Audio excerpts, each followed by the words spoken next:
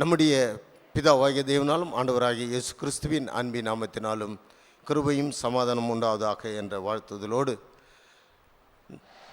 நாங்கள் சார்ந்திருக்கும் தேவ தீர்க்க தரிசன ஊழியத்தின் சார்பாக உங்கள் அனைவரையும் அன்புடன் வரவேற்கிறோம். கடந்த வாரம் முழுவதும் நம்மை கண்மணி போல பாதுகாத்த நம்முடைய தேவன் இந்த நாளிலும் உங்களை முகமுகமாய் சந்திக்கும்படியாகும். இந்த நாளிலும் தேவனுடைய சத்தியத்தை கேட்கும்படியாக தேவன் கிருபை செய்திருக்கிறார். கடந்த நாளிலே கால கணக்குகள் என்ற தலைப்பின் கீழாக நாம் பார்த்தோம்.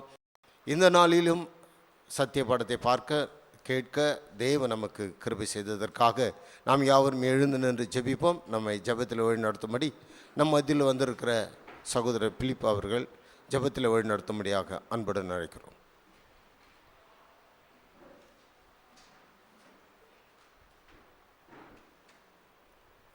ஜெபம் செய்வோம். மகா இரக்கமும் கிருபையும் அன்பும் நீடிய சாந்தமும் தயவும் நிறைந்த எங்கள் அன்பின் சர்வ வல்லமையுள்ள பிதாவே, உமக்கே துதி கன மகிமையாகவும் எங்கள் ஆண்டவராக இயேசு கிறிஸ்துவின் மூலமாக இந்த வேலையில் ஏறெடுத்துக்கொள்ளும் தந்தையே, ஒரு சிறு கூட்டமாக தேவரீர் ஒவ்வொரு வாரமும் எங்களை அழைத்து இதை உன்னதமான வானத்திற்குரிய சத்தியத்தை எங்களுக்கு தேவரீர் ஒவ்வொரு நாளும் ஒவ்வொரு வாரமும் எங்களுக்கு கொடுத்துருக்கிறப்பா. இதோ அந்த சத்தியத்தை கேட்டு நாங்கள் அந்த வாழ்க்கையிலே கிறிஸ்துவ போல அந்த ஜீவனுள்ள வாழ்க்கையை நாங்கள் வாழ்ந்து தேவரீர் உமக்கென்று ஜீவிக்க எங்களுக்கு கிருபை பாராட்டி உங்களுடைய கிருபைக்காக நன்றி செலுத்துகிறோம் தந்தையே. தேவரே, இந்த நாளிலும் நாங்கள் கேட்கக்கூடிய பாடத்தை நாங்கள் கேட்டுக்கொண்டு இதோ நாங்கள் வாழ்க்கையிலே அபியாசப்படுத்தி கிறிஸ்துவனுடைய அடிச்சுவடில் நாங்கள் பின்பற்றி வர தேவரே எங்களுக்கு கிருபை பாராட்டணும்ப்பா. நம்முடைய பரிசுத்த ஆவி தந்து எங்களை புரிந்து கொள்ளும் அந்த ஒரு ஞானத்தையும் கொடுத்து எங்களை வழிநடத்த முடியாது. எங்கள் ஆண்டவர் ரட்சகர் மீட்பெறும் குருமாக இருக்கிற எங்கள் ஆண்டவராக இயேசு கிறிஸ்துவின் இனி நாமத்தில் இந்த ஜெபத்தை கெஞ்சி கேட்கிறோம் எங்கள் ஜீவனுள்ள நல்ல தந்தையே, ஆமென். நம் யாவரும் அமரும். நன்றி சகோதரர். அன்புக்குரிய சகோதர சகோதரிகளே, இன்று நாளிலே நாம் பார்க்க போகிற பாடத்தின் தலைப்பு பஸ்கா. இது ஒரு அருமையான பாடம். இதை நல்லா கூர்ந்து கவனிச்சோன்னா இன்னும் அநேக காரியங்களை நம்ம என்ன பண்ண முடியும், அதிகமாக தெரிஞ்சுக்கலாம். கிறிஸ்து என்ன காரணம் இருக்குது, என்ன நிழல், நிஜம் என்ன என்பதை குறித்து நாம் பார்க்க போகிறோம். அப்படிப்பட்ட இந்த ஆவிக்குரிய அந்த பாடத்தை நமக்கு எடுத்து நடத்தி தரும்படியாக பாண்டிச்சேரியில் வந்திருக்கும் நம்முடைய அன்பு சகோதரர் சத்யராஜ் அவர்களை சத்திய பாடத்தில் வழிநடத்தும்படியாக அன்புடன் அழைக்கிறோம்.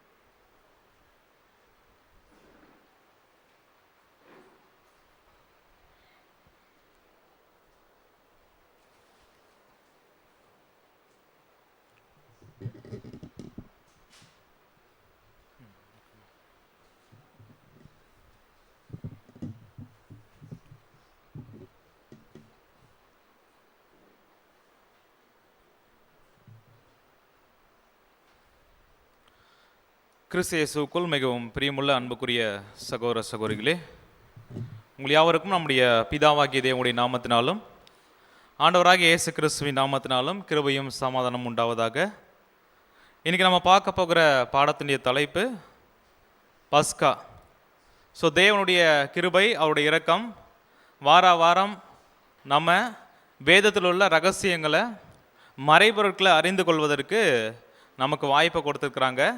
இந்த வேதத்தை நம்ம முறையாக கற்பதற்கு, இதில் உள்ள ஆழமான சத்தியங்களை அறிந்து கொள்வதற்கு தேவன் மிகப்பெரிய ஒரு வாய்ப்பை கொடுத்துருக்குறாங்க. அந்த வகையில் நாம் எல்லாரும் தேவனுக்கு நன்றிகளை எடுத்துக்கொண்டு இன்றைக்கி நம்ம பஸ்கா அப்படின்ற ஒரு பாடத்தை நம்ம பார்க்கலாம். பஸ்கா அப்படின்ற ஒரு விஷயம் என்ன, எங்கே இருக்குது, இதை பற்றின காரியங்கள் அப்படின்னு பார்க்கும்போது, பழைய ஏற்பாட்டில் இஸ்ரேல் ஜனங்கள் எகிப்தில் அடிமையாக இருந்தாங்க இல்லைங்களா, அந்த ஒரு காலப்பகுதியில் அங்கே அவங்க விடுதலை ஆகிறதுக்கு முக்கியமான ஒரு காரியமாக தேவன் என்ன ஒரு கட்டளையை, நியமனத்தை கொடுத்தாங்க அப்படின்னு பார்த்தோம்னா, இந்த பாஸ் ஓவர் அப்படின்ற ஒரு விஷயத்தை என்ன பண்ண சொல்லியிருந்தாங்க, செய்ய சொல்லியிருந்தாங்க. ஸோ இது எல்லாம் எப்படி நம்ம பார்க்க போகிறோம் அப்படின்னு பார்த்தோம்னா, வேத வசனத்தின் அடிப்படையில் நிழலில் என்ன விஷயங்கள் பழைய ஏற்பாட்டில் சொல்லப்பட்டிருக்கு, இப்போ புதிய ஏற்பாட்டு காலத்தில் நாம் உட்காந்து என்ன பண்ணுறோம் அப்படின்னு பார்க்கும்போது இதை கற்றுக்குறோம் இல்லைங்களா. ஸோ அதை படிக்கிற நிமித்தமாக நமக்கு என்ன அதிலிருந்து பாடம் அப்படின்றது நம்ம என்ன பண்ணலாம், இன்றைக்கி நம்ம பார்க்கலாம். ஸோ அப்படி பார்க்கும்போது இஸ்ரேல் ஜனங்கள் எகிப்தில் அடிமையாக இருந்தாங்க. நம்ம யாத்திராகும் புத்தகத்தில் நம்ம என்ன பண்ணலாம் அப்படின்னு பார்க்கும்போது இதை நம்ம படிக்கலாம். ஸோ எப்படிப்பட்ட ஒரு அடிமைத்தனம் அப்படின்னு பார்க்கும்போது, ஆளோட்டிகள் நிமித்தமாக என்ன பண்ணுறாங்க அப்படின்னு பார்க்கும்போது, இஸ்ரேல் ஜனங்கள் மிகப்பெரிய ஒரு துன்புறுத்தலுக்கு என்ன பண்ணுறாங்க அப்படின்னு பார்க்கும்போது ஆளாக்கப்படுறாங்க. ஸோ நிறைய கொடுமைகள் என்ன பண்ணுது அப்படின்னு பார்க்கும்போது அவங்களுக்கு நடக்குது. இந்த துன்பத்தில் என்ன பண்ணுறாங்க அப்படின்னு பார்த்தோம்னா, தேவனை நோக்கி என்ன பண்ணுறாங்க அப்படின்னு பார்க்கும்போது கூக்குரலிடுற சம்பவங்கள் என்ன பண்ணுறோம் அப்படின்னு பார்க்கும்போது நம்ம படிக்கிறோம். ஸோ அப்படியா பார்க்கும்போது இந்த பார்வோன், அப்போதைக்கு இருந்த அந்த பார்வோன் என்ன பண்ணுறாருன்னா, இஸ்ரேல் ஜனங்கள் பெருகி வர்றதை என்ன பண்ணுறாருன்னா பார்க்குறாரு. ஸோ அவருக்கு ஒரு பயம் உண்டாயிடுச்சு. என்ன ஒரு பயம் அப்படின்னா, இப்படியே இவங்க பெருகிக்கிட்டே இருந்தாங்கன்னா நாளைக்கு ஒரு சண்டைன்னு வரும்போது என்ன பண்ணுவாங்க, பக்கத்து ராஜாவோட சேர்ந்து என்ன பண்ணுவாங்கன்னா நம்முடைய எகிப்து தேசத்தை என்ன பண்ணுருவாங்க, அழிச்சிருவாங்க. அதனால இவங்களை என்ன பண்ணுறாருன்னா மிகப்பெரிய ஒரு துன்புறுத்தலுக்குள்ள, அதே வகையில் பித்தோம் ராமசேஸ் அப்படின்ற 2 பட்டணங்களை என்ன பண்ணுறாங்க, இந்த இஸ்ரேல் ஜனங்களை வச்சு என்ன பண்ணுறாருன்னா அடிமைப்படுத்தி கட்ட சொல்கிறாரு. ஸோ அது சாதாரண விதமான வேலை கிடையாது. ரொம்ப என்ன அப்படின்னு பார்க்கும்போது கொடுமைப்படுத்தி அந்த ஒரு வேலையை என்ன பண்ணுறாங்க அப்படின்னு பார்த்தோம்னா, டாஸ்க் மாஸ்டர்ஸ் வேலையெல்லாம் சரியாக செய்யலை அப்படின்னா அவங்களுக்கு அடி கொடுக்கப்பட்டு என்ன பண்ணுறாங்க, அந்த ஒரு கஷ்டமான விஷயத்தை செய்ய வச்சு என்ன பண்ணுறாங்கன்னா துன்புறுத்துறாங்க அப்படின்னு பார்க்குறோம். ஸோ இந்த ஒரு காலப்பகுதியில் தான் தேவன் என்ன பண்ணுறாருன்னா அவங்களுடைய கூக்குரலை கேட்டு வனாந்தரத்தில் ஒருத்தர் இருக்கிறார். யார் அப்படின்னு பார்க்கும்போது மோசே. ஸோ ஆடு மேய்ச்சிட்டு இருக்கிறாரு. அந்த மோசேவை தேவன் என்ன பண்ணுறாங்க அப்படின்னு பார்த்தோம்னா, இந்த இஸ்ரேல் ஜனங்களை மீட்டெடுக்கிறதுக்காக, இஸ்ரேல் ஜனங்களை விடுவிச்சு தேவனுடைய தேசத்துக்கு என்ன பண்ணணும் அப்படின்னு பார்க்கும்போது கொண்டு போகணும். அதுக்காக என்ன பண்ணுறாங்க அப்படின்னு பார்க்கும்போது தேவன் மோசேவை கூப்பிட்றாரு. மோசேவை என்ன பண்ணுறா அப்படின்னு பார்க்கும்போது முதல்ல இல்லை வேண்டாம் அப்படின்னு மறுத்தாலும் அதுக்கப்புறம் என்ன பண்ணுறார் தேவன், அவருக்கு புரிய வச்சு என்ன பண்ணுறாருன்னா, இந்த ஒரு காரியத்தை நீ தான் செய்யணும் அப்படின்னு சொல்லி என்ன பண்ணுறாருன்னா அழைச்சிட்டு வராரு. மோசேவும் போயிட்டு என்ன பண்ணுறா அப்படின்னு பார்க்கும்போது பார்வோன் கிட்ட, பார்வோன் அப்படின்னா யார் அப்படின்னு பார்க்கும்போது எகிப்தினுடைய ராஜா, அவருடைய பெயர் தான் என்ன அப்படின்னு பார்க்கும்போது அந்த பட்டம் என்ன அப்படின்னு பார்த்தோன்னா பார்வோன் அப்படின்னு என்ன பண்ணுவாங்கன்னா சொல்லுவாங்க. ஸோ இப்போ பார்வோன் கிட்ட போயிட்டு மோசே என்ன சொல்கிறாருன்னா, இந்த மாதிரி நாங்கள் எங்களுடைய தேவனை ஆராதிக்கிறதுக்கு என்ன பண்ணணும், நீங்கள் எங்களுடைய ஜனங்களை என்ன பண்ணணும் அப்படின்னு பார்க்கணும், விடுதலை ஆக்கணும், அனுப்பி விடணும் அப்படின்னு சொல்லும்போது பார்வோன் என்ன பண்ணல, நம்மெல்லாம் படிச்சிருக்கோம் இல்லைங்களா. பார்வோன் என்ன பண்ணல அப்படின்னு பார்க்கும்போது அவங்கள அனுப்புறதுக்கு மனசு வரல. ஏன் அப்படின்னா அடிமையாக அவங்களுக்கு வேலை செய்கிறதுக்கு என்ன பண்ணுறாங்க, நிறைய பேர் கிடச்சிட்டாங்க. அதை விட்டவும் அவருக்கு என்ன இல்லை அப்படின்னு பார்க்கவும் மனசு இல்லை. ஸோ அதே வகையில் என்ன அப்படின்னு பார்த்தோம்னா இந்த ஒரு காரியத்தில் தான் தேவன் அடுத்து என்ன பண்ணுறாங்க அப்படின்னு பார்த்தோம்னா, அந்த எகிப்து தேசத்தில் ஒவ்வொரு வாதைகள் என்ன பண்ணுறாங்க கொடுக்குறார். ஸோ எத்தனை வாதைகள் மொத்தம் அப்படின்னு பார்த்தோம்னா 10 வாதைகள், 9 வாதைகள் நடக்கிற வரைக்கும் இந்த பார்வோன் என்ன பண்ணார் அப்படின்னு பார்த்தோம்னா தன்னுடைய இருதயத்தை என்ன பண்ணுறாரு, கடினப்படுத்திக்கிட்டு தான் இருந்தார். ஸோ முதலாவது நீர் ரத்தமாகிறது, அந்த வாதை என்ன பண்ணுறதுன்னா நடக்குது. அதுக்கப்புறம் தவளை, பேனு, வண்டு, அதுக்கப்புறம் மிருக ஜீவன்கள்லாம் அழிக்கப்படுற ஒரு விஷயம் என்ன பண்ணுது நடக்குது. அப்புறம் கொப்பளங்கள் என்ன பண்ணுது, அதுக்கப்புறம் கல்மழை. ஸோ இந்த மாதிரியான வாதைகள் என்ன அப்படின்னு பார்க்கும்போது ஒன்று ஒன்றா கொடுக்கப்படுது. ஸோ ஒவ்வொரு டைம் கொடுக்கப்படும் போதும் அனுப்பலாம் அப்படின்னு தோணும். அதுக்கப்புறம் என்ன பண்ண மாட்டார் அவர், மனசை கடினப்படுத்திப்பார். ஸோ இப்படியா கடனைப்படுத்திட்டு கடைசியில் என்ன ஒரு விஷயம் அப்படின்னு பார்க்கும்போது வெட்டுக்கிளி வாதை, அதுக்கப்புறம் காரிலுள் ஒட்டுமொத்த எகிப்து தேசத்துலையும் நடக்குது. ஸோ இதெல்லாம் பார்த்து அவர் என்ன பண்ணல அப்படின்னு பார்க்கும்போது மனசு மாறலை, கடினப்படுத்திக்கிட்டு தான் இருந்தார் அப்படின்னு பார்க்குறோம். ஸோ கடைசியாக ஒரு வாதை வருது. அந்த வாதையினுடைய பெயர் தான் என்ன அப்படின்னு பார்க்கும்போது தலைச்சன் பிள்ளை சங்காரம். இந்த வாதைக்கு அப்புறமா தான் பார்வோனே என்ன பண்ணுறா அப்படின்னு பார்க்கும்போது வேற வழி இல்லை, இவங்களை என்ன பண்ணி ஆகணும், நம்ம தேசத்தை விட்டு அனுப்புறது தான் சரியான ஒரு காரியமாக இருக்கும் அப்படின்னு சொல்லிட்டு என்ன பண்ணுறாருன்னா இஸ்ரேல் ஜனங்களை விடுதலை ஆக்கிறதுக்கு என்ன பண்ணுறாருன்னா முடிவு பண்ணுறாரு. ஸோ இந்த ஒரு சம்பவம், இந்த தலைச்சம்பிள்ளை சங்காரம் அப்படின்ற ஒரு விஷயம், அந்த வாதை நடந்ததுக்கு அப்புறமா தான் இஸ்ரேல் ஜனங்கள் யாரெல்லாம் என்ன பண்ணுறாங்க அப்படின்னு பார்க்கும்போது எகிப்திலேருந்து விடுதலையாகி என்ன பண்ணுறாங்கன்னா போகிறாங்க அப்படின்ற ஒரு விஷயத்தை பார்க்குறோம். ஸோ அப்படி பார்க்கும்போது இந்த தலைச்சம்பிள்ளை சங்காரம் அப்படின்னா என்ன அப்படின்னு பார்க்கும்போது அந்த எகிப்து தேசத்தில் இருக்கக்கூடிய தலைச்சன் பிள்ளைகள், அது மிருக ஜீவனுடைய தலைச்சன் பிள்ளையாக இருந்தாலும் சரி, தங்களுடைய வீட்டில் இருக்கக்கூடிய தலைச்சன் பிள்ளைகளாக இருந்தாலும் சரி, இந்த சங்கார தூதன் என்ன பண்ணுவார்னா கடந்து போவார். அந்த டைமில் எல்லா முதற் பிறந்த பிள்ளைகள் என்ன பண்ணப்படும், அழிக்கப்படுற ஒரு விஷயம். ஸோ இது எகிப்து தேசத்துக்கு நடக்க போகிற ஒரு விஷயமா தேவன் 10ஆவதாக ஒரு வாதை என்ன பண்ணுறாரு அப்படின்னு பார்க்கும்போது அனுப்புகிறாரு. அப்படி அனுப்பும்போது இஸ்ரேல் ஜனங்கள் இருக்கிறாங்கல்ல, அவங்க வீட்டில் இருக்கக்கூடிய தலைச்சம் பிள்ளைகள் இருப்பாங்கல்ல, இப்போ அவங்க என்ன பண்ணிடக்கூடாது அப்படின்னு பார்த்தோம்னா, இந்த வாதைகளை என்ன பண்ணக்கூடாது, பாதிக்கக்கூடாது, அதில் இவங்க சங்காரம் ஆகக்கூடாதுன்றதுக்காக தேவன் ஏற்படுத்தின ஒரு நியமனம் தான், ஒரு கட்டளை தான் என்ன அப்படின்னு பார்க்கும்போது இந்த பஸ்கா நியமனம். அதை என்ன சொல்லி இல்லை எப்படி பண்ண சொன்னார் அப்படின்னு பார்க்கும்போது இது எங்கே இருக்குது அப்படின்னு பார்த்தோம்னா, யாத்திராகமம் 12ஆம் அதிகாரத்தில் நம்ம என்ன பண்ணலாம் அப்படின்னு பார்க்கும்போது படிக்கலாம். ஸோ யாத்திராகமம் 12:1 அப்படியே படிக்கலாங்க. கர்த்தர் எகிப்து தேசத்தில் மோசேயையும் ஆரோனையும் நோக்கி, இந்த மாதம் உங்களுக்கு பிரதான மாதம், இது உங்களுக்கு வருஷத்தின் முதலாம் மாதமாய் இருப்பதாக. ஸோ இந்த ஒரு மாதம், அதாவது எந்த மாதம் அப்படின்னா, இப்போ அந்த பஸ்கா அப்படின்ற ஒரு நியமனத்தை என்ன பண்ண போகிறாங்க, செய்ய போகிறாங்க இல்லைங்களா. அந்த ஒரு மாதம் எந்த மாதமாக தேவன் என்ன பண்ணுறாருன்னா இஸ்ரேல் ஜனங்களுக்கு கொடுக்குறாரு அப்படின்னு பார்க்கும்போது முதலாம் மாதமாக கொடுக்குறாரு. ஸோ இந்த ஒவ்வொரு மாதத்துலேயுமே இஸ்ரேல் ஜனங்கள் என்ன பண்ணாங்க அப்படின்னு பார்க்கும்போது ஒவ்வொரு காரியத்தை செஞ்சுக்கிட்டு இருந்தாங்க. முதலாம் மாதம்னு எடுத்தோம்னா என்ன பண்ணோம் அப்படின்னு பார்க்கும்போது ஒவ்வொரு மாதத்துலேயும் ஒவ்வொரு விதமான வேலைகளை செய்வாங்க. அதில் என்ன விஷயம் அப்படின்னு பார்க்கும்போது அறுவடை செய்கிறது, அதுக்கப்புறம் விதைக்கிறது, அதுக்கப்புறம் அதை அறுவடை செய்யக்கூடிய ஒரு மாதம் இருக்கும். முதல்ல என்ன பண்ணுவாங்கன்னா கோதுமை என்ன பண்ணுவாங்க, பயிரிடுவாங்க. அதுக்கப்புறம் அது விளைந்ததுக்கப்புறம் அறுவடை செய்த பிறகு அப்புறம் என்ன பண்ணுவாங்கன்னா வார்கோதுமை விதைப்பு, இப்படின்னு என்ன பண்ணுவாங்க அப்படின்னு பார்க்கும்போது இந்த 12 மாதங்களில் ஒவ்வொரு காரியத்தை என்ன பண்ணுவாங்கன்னா செய்வாங்க. இப்போ தேவன் என்ன சொல்லிட்டார் அப்படின்னு பார்க்கும்போது இந்த முதலாம் மாதம் அப்படின்ற ஒரு விஷயம் இது என்ன அப்படின்னு பார்க்கும்போது பஸ்கா ஆடு அடிக்கப்படுற அந்த பஸ்கா நியமனம் செய்ய போகிற அந்த ஒரு காரியம் இதிலிருந்து என்னமா ஆகுது அப்படின்னு பார்த்தோம்னா முதலாம் மாதமாக அவங்க என்ன பண்ணணும், கணக்கிடணும் அப்படின்ற காரியத்தை சொல்கிறாரு. ஸோ அப்படியா இந்த முதலாம் மாதத்துக்கு பேர் இருக்குது. என்ன பேர் அப்படின்னு பார்த்தோம்னா எஸ்ஸர் 3ஆம் அதிகாரம் 7ஆம் வசனம் படிக்கலாம். ராஜாவாகிய அகாஸ்வேருவின் 12ஆம் வருஷம் நீசான் மாதமாகிய முதலாம் மாதத்திலே ஆமானுக்கு முன்பாக பூர் எண்ணப்பட்ட சீட்டு ஒவ்வொரு நாளையும் ஒவ்வொரு மாதத்தையும் குறித்து போடப்பட்டு ஆதார் மாதமான 12ஆம் மாதத்தின் மேல் விழுந்தது. ஸோ இப்போ என்ன அப்படின்னு பார்க்கும்போது இங்கே 12 மாதங்கள். ஸோ முதலாவது ஒரு மாதம் அதனுடைய பெயர் இங்கே என்ன சொல்லப்பட்டிருக்கு அப்படின்னு பார்க்கும்போது நீசான் மாதம், இல்லை அப்படின்னா ஆபிப் மாதம் அப்படின்னா பண்ணியிருப்பாங்க, பைபிளில் சொல்லப்பட்டிருக்கோம். ஸோ இந்த நீசான் மாதம் தான் இஸ்ரேல் ஜனங்களுக்கு முதலாவது ஒரு மாதம் அப்படின்ற ஒரு விஷயத்தை பார்க்குறாங்க. இந்த முதலாம் மாதம் அவங்க என்ன பண்ணணும் அப்படின்னு பார்க்கும்போது இந்த பஸ்கா நியமனத்தை என்ன பண்ணவங்க செய்யணும். ஸோ படிக்கலாம் பாருங்கள், யாத்திராகமம் 12:3 வசனம் முதல். நீங்கள் இஸ்ரவேல் சபையார் யாவரையும் நோக்கி, இந்த மாதம் 10ஆம் தேதியில் வீட்டு தலைவர்கள் வீட்டுக்கு ஒரு ஆட்டுக்குட்டியாக ஒவ்வொருவரும் ஒவ்வொரு ஆட்டுக்குட்டியை தெரிந்து கொள்ள கடவர்கள்.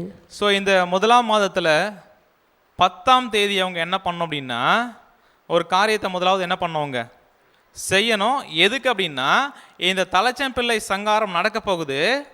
அந்த சங்காரம் தங்களுடைய வீட்டில் இருக்கக்கூடிய முதற் பேரானவர்கள், முதல் பிறந்த பிள்ளைகள் பாதிக்கப்படக்கூடாது அப்படின்னா இவங்க 10ஆம் தேதி முதலாவது ஒரு விஷயம் என்ன பண்ணணும் செய்யணும். என்ன செய்யணும் அப்படின்னு பார்த்தோம்னா வீட்டு தலைவன், அந்த வீட்டில் இருக்கக்கூடிய அப்பா என்ன பண்ணணும் அப்படின்னா வீட்டில் எத்தனை பேர் இருக்காங்கன்னு பார்த்து அந்த வீட்டில் இருக்கக்கூடிய நபர்களுக்கு எண்ணிக்கை ஏற்ற மாதிரி ஒரு ஆட்டுக்குட்டி என்ன பண்ணணும் தெரிந்து கொள்ளணும். ஸோ ஆட்டு மந்தையிலேருந்து என்ன பண்ணணும் அப்படின்னு பார்க்கும்போது 10ஆம் தேதி என்ன பண்ணணும் அப்படின்னு பார்த்தோம்னா ஒரு ஆட்டுக்குட்டி என்ன பண்ணுமா தேர்ந்து எடுக்கணும். அந்த ஆட்டுக்குட்டி எப்படி வேணாலும் இருக்கலாமா, இல்லை எந்த மாதிரியான ஆட்டுக்குட்டியை வேணாலும் எடுத்துக்கலாமா அப்படின்னு பார்த்தோம்னா அங்கே தேவன் என்ன பண்ணுறா அப்படின்னு பார்த்தோம்னா அந்த தேர்ந்தெடுக்கக்கூடிய அந்த ஆடு, அந்த ஆட்டுக்குட்டி எப்படியா இருக்கணும் அப்படின்னு சொல்கிறார் அப்படின்னு பார்க்கும்போது 5ஆம் வசனம் படிக்கலாம். அந்த ஆட்டுக்குட்டி பழுதற்றதும் ஆணும் ஒரு வயதுள்ளதுமாய் இருக்க வேண்டும். செம்மறி ஆடுகளிலாவது வெள்ளாடுகளிலாவது அதை தெரிந்து கொள்ளலாம். ஸோ அந்த ஆட்டுக்குட்டி எப்படி இருக்கணும் அப்படின்ற ஒரு விஷயத்த முதல்ல சொல்கிறார் அப்படின்னு பார்த்தோம்னா பழுது என்ன பண்ணக்கூடாதுங்களா, பழுது அப்படின்னா ஸோ என்ன அப்படின்னு பார்க்கும்போது அந்த ஆட்டுக்குட்டிக்கு எந்த விதமான சரீரத்தில் ஊனம் என்ன பண்ணக்கூடாது இருக்கக்கூடாது. அது எப்படிப்பட்ட ஆடாக இருக்கணும் அப்படின்னு பார்த்தோம்னா கரெக்டாக ஒரு வயசாக என்ன பண்ணும் இருக்கணும். அதை எதுலேருந்து தெரிஞ்சுக்கலாம் அப்படின்னு சொல்கிறாருன்னா செம்மறி ஆடுகளாவது வெள்ளாடுகளாவது என்ன பண்ணலாம், அதை தெரிந்து கொள்ளலாம். ஸோ இப்போ தெரிந்து கொள்ளக்கூடிய அந்த ஒரு நாள் எத்தனாவது தேதி அப்படின்னு பார்த்தோம்னா நீசான் மாதம் 10ஆம் தேதி. ஸோ நீசான் மாதம் 10ஆம் தேதி தெரிந்து கொள்கிற ஒரு விஷயம், அந்த ஆடு என்ன பண்ணும் அப்படின்னு பார்க்கும்போது ஆட்டு மந்தையிலிருந்து அவங்களுடைய வீட்டுக்கு என்ன பண்ணுருவாங்க, கொண்டு வந்துடுவாங்க. அந்த ஆடை என்ன பண்ணும் அப்படின்னு பார்த்தோம்னா நீசான் மாதம் 10ஆம் தேதி தெரிந்து கொள்கிற அந்த ஆடு நீசான் மாதம் 14ஆம் தேதி ஒரு விஷயம் அங்கே சொல்ல போகிறாரு. அது வரைக்கும் என்ன பண்ணோம், அவங்க வீட்டில் வச்சிருக்கணும். ஸோ அதுக்கப்புறம் என்ன பண்ணணும் அப்படின்னு பார்க்கும்போது படிக்கலாம். யாத்திராகமம் 12ஆம் அதிகாரம் 6ஆம் வசனம். அதை இந்த மாதம் 14ஆம் தேதி வரைக்கும் வைத்திருந்து இஸ்ரேல் சபையின் ஒவ்வொரு கூட்டத்தாரும் சாயங்காலத்தில் அதை அடித்து. ஸோ 10ஆம் தேதி ஆடு தெரிந்து கொள்ளணும். எது வரைக்கும் அந்த ஆடு வந்து அவங்க வீட்டில் பராமரிக்கணும் அப்படின்னு பார்த்தோம்னா 4 நாள் 14ஆம் தேதி வரைக்கும் என்ன பண்ணணும், அந்த ஆடு அவங்க வீட்டில் என்ன பண்ணணும் அப்படின்னு பார்க்கும்போது இருக்கணும், ஆட்டுக்குட்டி. ஸோ அந்த 14ஆம் தேதி வந்த உடனே அந்த 14ஆம் தேதி சாயங்காலத்தில் என்ன பண்ணணும் அப்படின்னு பார்த்தோம்னா அந்த ஆடு என்ன பண்ணுங்களா, அடிக்கணும். ஆடு என்ன பண்ணப்படணும், கொல்லப்படணும். அப்படின்னா இந்த டேட் எல்லாமே இப்போ நமக்கு ஒரு நாள் அப்படின்றது எப்போ ஆரம்பமாகுது எப்போ முடியும் அப்படின்னு பார்த்தோம்னா நைட்டு 12 மணி முடிஞ்சு அதுக்கப்புறம் என்ன ஆரம்பிக்குது அப்படின்னு பார்க்கும்போது ஒரு நாள் என்ன பண்ணுது, ஆரம்பிக்குது. ஸோ அடுத்த நாள் நைட்டு 12 மணிக்கு என்ன பண்ணிடும், ஒரு நாள் வந்து முடிஞ்சிடும். ஆனால் இஸ்ரேல் ஜனங்களுக்கு தேவன் இந்த நாட்களை கணக்கு பண்ணக்கூடிய விஷயத்தை எப்படி கொடுத்துருந்தார் அப்படின்னு பார்த்தோம்னா நமக்கு இரவு பகல் அப்படின்னு இருக்கும். அவங்களுக்கு என்ன ஒரு நாள் எப்போ ஸ்டார்ட் ஆகும் அப்படின்னு பார்த்தோம்னா சாயங்காலத்தில் ஆரம்பிக்கும், அடுத்த சாயங்காலத்தில் என்ன பண்ணும், முடியும். சாயங்காலம் அப்படின்னா மாலை 6 மணிக்கு அந்த நாளினுடைய ஆரம்பம். அடுத்த நாள் சாயந்தரம் 6 மணி இருக்கு இல்லைங்களா, அது வந்து என்ன அப்படின்னு பார்க்கும்போது அந்த நாளினுடைய முடிவு. அப்படின்னா நீசான் மாதம் 10ஆம் தேதி தெரிந்து கொள்ளக்கூடிய அந்த ஆடு 14ஆம் தேதி வரைக்கும் என்ன பண்ணணும், வீட்டில் வச்சு பராமரிக்கணும். 14ஆம் தேதி சாயந்தரம் அப்படின்னு சொல்லும்போது எப்போ அப்படின்னா அதில் ஆரம்பமாக ஒரு சாயங்காலம் இருக்குது, அதாவது 13ஆம் தேதி முடிகிற சாயங்காலம் இருக்கும் இல்லைங்களா 6 மணி. அதுக்கப்புறம் என்ன அப்படின்னு பார்க்கும்போது 14ஆம் தேதி முடிகிற ஒரு சாயங்காலம் இருக்கும். ஸோ இப்போ எங்கே எத்தனை டைமில் வந்து அடிக்க சொல்கிறார் அப்படின்னு பார்க்கும்போது 14ஆம் தேதி முடியும் இல்லைங்களா, அந்த சாயங்காலத்தில் என்ன பண்ணணும் அப்படின்னு பார்த்தோம்னா இந்த ஆடு என்ன பண்ணணும், அடித்து கொல்லணும். ஸோ அதிலிருந்து என்ன பண்ணணும் அப்படின்னு பார்க்கும்போது அந்த ஆட்டை கொன்று அதிலிருந்து ரத்தத்தை என்ன பண்ணணும், எடுக்கணும். ஸோ எடுத்து என்ன பண்ணணும் அப்படின்னு பார்த்தோம்னா யாத்திராகமம் 12ஆம் அதிகாரம் 7ஆம் வசனம். அதன் இரத்தத்தில் கொஞ்சம் எடுத்து தாங்கள் அதை புசிக்கும் வீட்டு வாசல் நிலைக்கால்கள் இரண்டிலும் நிலையின் மேற் சட்டத்திலும் தெளித்து. ஸோ இந்த ஆடு கொல்லப்பட்டு அதிலிருந்து ரத்தத்தை என்ன பண்ணணும், எடுத்து தங்களுடைய வீடு இருக்கு இல்லைங்களா, அந்த வீட்டில் நிலைக்கால்கள் இரண்டிலும் என்ன பண்ணணும், மேற் சட்டத்திலையும் என்ன பண்ணணும் அப்படின்னு பார்க்கும்போது இந்த ஆட்டினுடைய ரத்தம் என்ன பண்ணப்படணும், பூசப்படணும். ஸோ இந்த ஆட்டினுடைய ரத்தம் பூசப்பட்டிருக்கிற வீடு எல்லாமே யாருடைய வீடாக அங்கே இருக்கும், இஸ்ரேல் ஜனங்களுடைய வீடாக இருக்கும். ஒருவேளை எகிப்து ஜனங்களாக இருக்கிறவங்களுடைய வீடு என்ன பண்ணாது, அந்த ரத்தம் இருக்காது. இப்படி சங்கார தூதன் நைட் என்ன பண்ணுவார், கடந்து போவார். அப்படி கடந்து போகும்போது யார் யார் வீட்டிலலாம் இந்த நிலை சட்டங்களில் ஆட்டினுடைய ரத்தம் இல்லையோ அவங்க வீட்டில் இருக்கக்கூடிய தலைச்சை பிள்ளைகள் என்ன பண்ணப்படும், சங்காரமாக்கப்படும். அந்த விஷயம் தான் எங்கே பார்க்கலாம் அப்படின்னு பார்க்கும்போது யாத்திராகமம் 12ஆம் அதிகாரம் 8லிருந்து படிக்கலாம். அன்று ராத்திரியிலே அதன் மாம்சத்தை நெருப்பினால் சுட்டு புளிப்பில்லா அப்பத்தோடும் கசப்பான கீரையோடும் அதை புசிக்க கடவர்கள். ஸோ இப்போ என்ன பண்ணுமா அப்படின்னு பார்த்தோம்னா அன்னைக்கு ராத்திரியில் இந்த ஆடு அடிக்கப்பட்ட விஷயம் இருக்கு இல்லைங்களா, ரத்தத்தை எடுத்து நிலை சட்டத்தில் என்ன பண்ணணும், நிலைக்கால்களில் பூசப்படணும். அடுத்து அந்த நாட்டினுடைய மாம்சம் இருக்கு இல்லையா, அதை எடுத்து என்ன பண்ணணும் அப்படின்னு பார்த்தோம்னா நெருப்பில் சுட்டு புளிப்பில்லா அப்பத்தோடும் கசப்பான கீரையோடு என்ன பண்ணணும், அதை புசிக்கணும். அதை எப்படி புசிக்க கூடாது அப்படின்ற ஒரு விஷயம் பார்க்கலாம் பாருங்க. 9ஆம் வசனம். பச்சையாயும் தண்ணீரில் அவிக்கப்பட்டதாயும் அல்ல, அதன் தலையையும் அதன் தொடைகளையும் அதற்குள்ள யாவையும் ஏகமாய் நெருப்பினால் சுட்டதாய் அதை புசிப்பீர்களாக. ஸோ என்ன பண்ணக்கூடாது அப்படின்னு பார்த்தோம்னா பச்சையாயும் தண்ணீரில் அவிக்கப்பட்டதான் என்ன பண்ணக்கூடாது, அதை புசிக்கக்கூடாது. அதனுடைய தலையும் அதன் தொடையும் என்ன பண்ணும் அப்படின்னு பார்க்கும்போது அதற்குள்ள யாவையும் நெருப்பினால் சுட்டு என்ன பண்ணும், அதை புசிக்கணும் அப்படின்ற ஒரு விஷயம் பார்க்குறோம். அடுத்து 10ஆம் வசனம். அதிலே ஒன்றையும் விடியற்காலம் மட்டும் மீதியாக வைக்காமல் விடியற்காலம் மட்டும் அதிலே மீதியாய் இருக்கிறதை அக்கினியால் சுட்டெரிப்பீர்களாக. ஸோ என்ன பண்ண அப்படின்னு பார்க்கும்போது அன்னைக்கு ராத்திரி அவங்க புசிக்கிற ஒரு விஷயத்தை என்ன பண்ணணும், செய்யணும். எது வரைக்கும் அப்படின்னு பார்க்கும்போது விடியறதுக்கு முன்னாடி வரைக்கும் என்ன பண்ணிடணும், அதை புசிக்கணும்.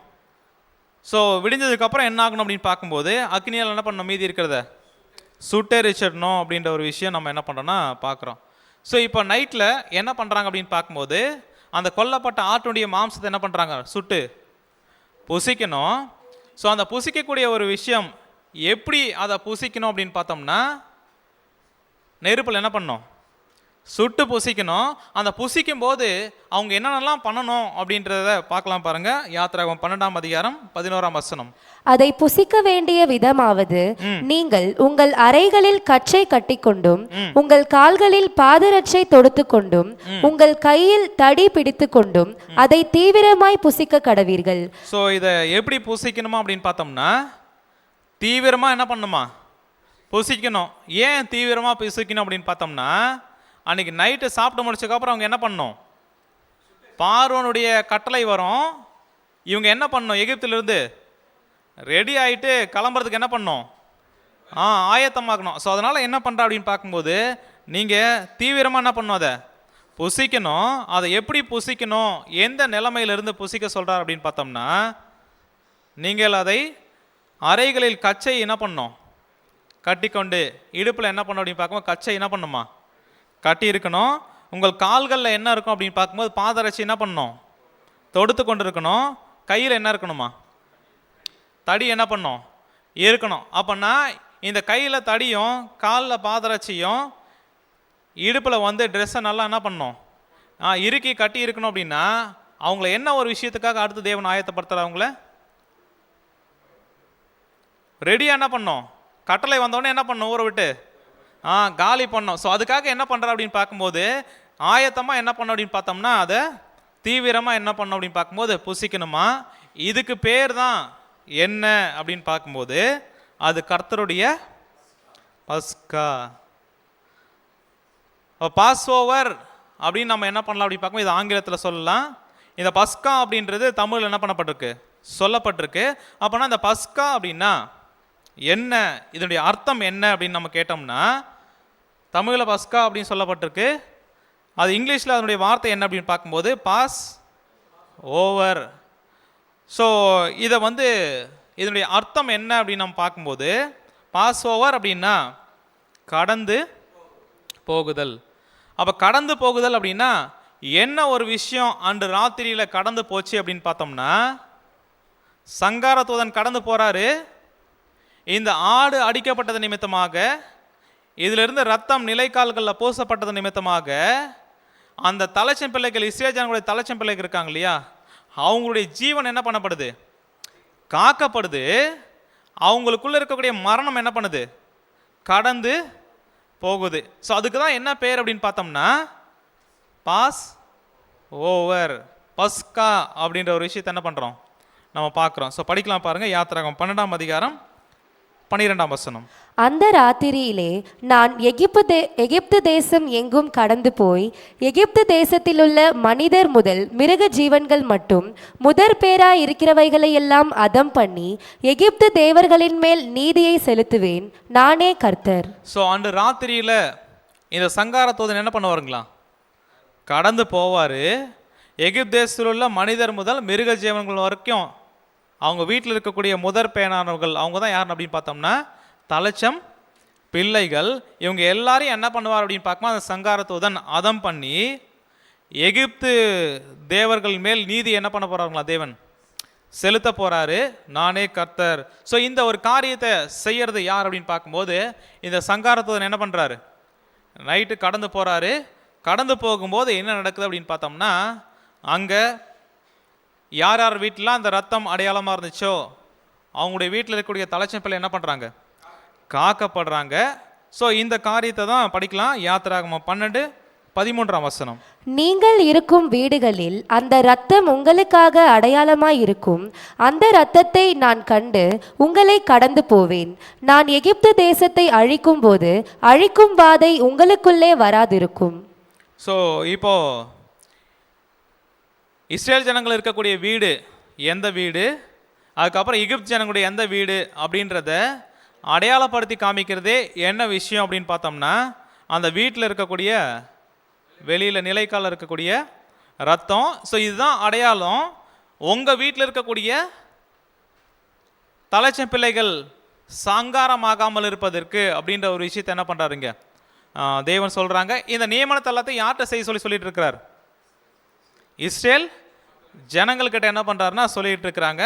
அப்போது அந்த ரத்தத்தை பார்த்து நான் என்ன பண்ணுறேன், கடந்து என்ன பண்ணுறேன். இப்போ சங்கார தூதன் கடந்து போகிறார் அப்படின்னா இப்போ வந்துக்கிட்டே இருக்கிறார். ஒவ்வொரு வீட்லையும் என்ன பண்ணுறாருன்னா, எகிப்து ஜனங்கள் இருக்கக்கூடிய வீட்டில் அங்கே இருக்கக்கூடிய தலைச்சம் பிள்ளைகள் ஒவ்வொன்றா என்ன பண்ணுறாங்க, அழிக்கப்பட்டுக்கிட்டே வந்துகிட்டே இருக்கிறாங்க. அப்போ இந்த வீட்டுக்கு நேராக வராங்கன்னு வச்சுக்கிங்களேன், இங்கே ரத்தம் வெளியில் இருக்குது அப்படின்னா என்ன பண்ணுவார், அவர் கடந்து போயிடுவார். அப்போனா அந்த வீட்டில் இருக்கக்கூடிய தலைச்சம் பிள்ளைக்கு ஒரு மரணம் என்ன பண்ணும். ஒரு வேளை இந்த நியமனத்தை செய்யாமல் விட்டாங்கன்னு வச்சுக்கிங்களேன், இஸ்ரேல் ஜனங்களில் யாரோ ஒருத்தருடைய வீட்டில் இருக்கக்கூடிய ஒரு அப்பா என்ன பண்ணல அப்படின்னு பார்த்தோம்னா, இந்த விஷயத்தை செய்யலை, ஒருவேளை அவர் செய்யாமல் விட்டாரா என்னாகும், சங்கார தூதன் அடையாளத்தை பார்ப்பாரு, ரத்தம் இல்லை அப்படின்னா என்ன பண்ணுவார், உள்ளே போயிட்டு அந்த தலைச்சம் பிள்ளையை கொண்டுட்டு போயிடுவார். அப்போது எல்லா இஸ்ரேல் ஜனங்களும் இதை என்ன பண்ணணும், கண்டிப்பாக செஞ்சே ஆகணும். ஸோ அதனால தான் என்ன அப்படின்னு பார்க்கும்போது, அப்படி செய்வது நிமித்தமாக கடந்து ஒரு விஷயம் போகுது. அதுதான் என்ன அப்படின்னு பார்த்தோம்னா, மரணம் அப்படின்ற ஒரு விஷயம் என்ன பண்ணுது, கடந்து போகிறத பார்க்குறோம். ஸோ இந்த ஒரு காரியம்தான் பஸ்கா நியமனமாக இஸ்ரேல் ஜனங்கள் எகிப்திலிருந்து விடுதலை வர்றதுக்கு தேவன் கொடுத்த காரியம் அப்படின்னு நம்ம பார்க்குறோம். இந்த ஒரு காரியம் நடந்ததுக்கப்புறமா அதோட இந்த ஒரு பஸ்கா நியமனம் முடியுதா அப்படின்னு பார்த்தோம்னா இல்லை. அடுத்து தேவன் என்ன சொல்கிறா அப்படின்னு பார்த்தோம்னா, படிக்கலாம். யாத்திராகமம் 12:14 வசனம்.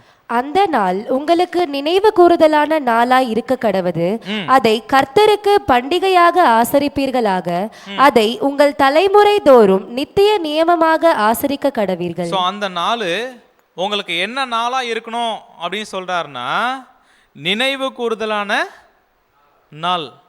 நினைவு நாள் அப்படின்னு சொல்லுவோம் இல்லைங்களா, அப்படின்னா என்ன அர்த்தம் அப்படின்னு பார்க்கும்போது, போன வருஷம் அந்த ஒரு விஷயம் என்ன பண்ணியிருக்கோம், நடந்திருக்கோம், அதை அடுத்த வருஷம் என்ன பண்ணுவோம், அதை நினைவு. அப்படின்னா இந்த பஸ்கா நியமனம் தேவன் எப்போ செய்ய சொல்கிறா அப்படின்னு பார்த்தோம்னா, இதை ஆசரிக்க சொல்கிறா அப்படின்னு பார்க்கும்போது, நீசான் மாதம் 14ஆம் தேதி என்ன பண்ணுச்சு, இந்த ஒரு விஷயம் நடந்துச்சு. அப்புறம் ஒவ்வொரு வருஷமும் நீசான் மாதம் 14ஆம் தேதி என்ன பண்ணியாக்கணும், இவங்க இந்த ஒரு விஷயத்தை, இந்த ஒரு ஆசரிப்பை என்ன பண்ணியாக்கணும், அவங்க செய்யணும், அனுசரிக்கணும் அப்படின்றதான் சொல்கிறாரு. எது வரைக்குமா, உங்கள் தலைமுறை தோறும் நித்திய நியமமாக என்ன பண்ணுமா, இதை ஆசரிக்கணும் அப்படின்ற ஒரு விஷயத்தை என்ன பண்ணுறோன்னா பார்க்குறோம். அப்படின்னா இப்போ இஸ்ரேல் ஜனங்கள் அங்கே இருந்துட்டு, அங்கேருந்து விடுதலை ஐயா அவங்க சொந்த தேசத்துக்கு என்ன பண்ணுறாங்க, போகிறாங்க. அதுக்கப்புறம் அந்த தேசத்தில் என்ன பண்ணாங்க, வருஷம் நீசான் மாதம் 14ஆம் தேதி என்ன பண்ணுவாங்க, இந்த ஒரு விஷயத்தை, இந்த பஸ்கா நியமனத்தை என்ன பண்ணுவாங்க, செய்வாங்க. அப்போ அந்த தேசத்தில் பிறக்கக்கூடிய பிள்ளைகள் இருப்பாங்க இல்லையா, இதை பற்றி பார்க்காத விஷயம், கேள்விப்படாத விஷயம், அவங்கெல்லாம் பார்த்து இது என்னப்பா இல்லை என்ன அம்மா அப்படின்னு கேட்குறாங்கன்னு வச்சுக்கோங்களேன், வீட்டில் அவங்க என்ன பண்ணுமா, அதை சொல்லணும். என்ன அப்படின்னு பார்க்கும்போது படிக்கலாம். யாத்திராகமம் 12:25-26 வசனம். கர்த்தர் உங்களுக்கு தாம் சொன்னபடி கொடுக்க போகிற தேசத்திலே நீங்கள் போய் சேரும்போது இந்த ஆராதனையை கைக்கொள்ள கடவீர்கள். அப்பொழுது உங்கள் பிள்ளைகள் இந்த ஆராதனையின் கருத்து என்னவென்று உங்களை கேட்டால். ஸோ இப்போ என்ன பண்ணுமா அப்படின்னு பார்த்தோம்னா, இவங்க விடுதலையாகி சொந்த தேசத்துக்கு போனதுக்கப்புறம் இந்த ஒரு ஆராதனை என்ன பண்ணுமா, அவங்க அந்த பாஸ்ஓவர் அப்படின்ற இந்த ஒரு நியமனத்தை என்ன பண்ணவங்க, தேவன் கொடுத்த இந்த ஒரு கட்டளை என்ன பண்ண அப்படின்னு பார்க்கும்போது அவங்க கை கொள்ளணும், கடைபிடிக்கணும். ஸோ அப்போ பிள்ளைகள் வந்து கேட்குறாங்க அப்படின்னா அவங்ககிட்ட என்ன பண்ணணும், சொல்லணும். என்னன்னு சொல்லுவாங்க, இதுக்கு முன்னாடி நாங்கள் எங்கே இருந்தோம், எகிப்தில் அடிமையாக இருந்தோம்.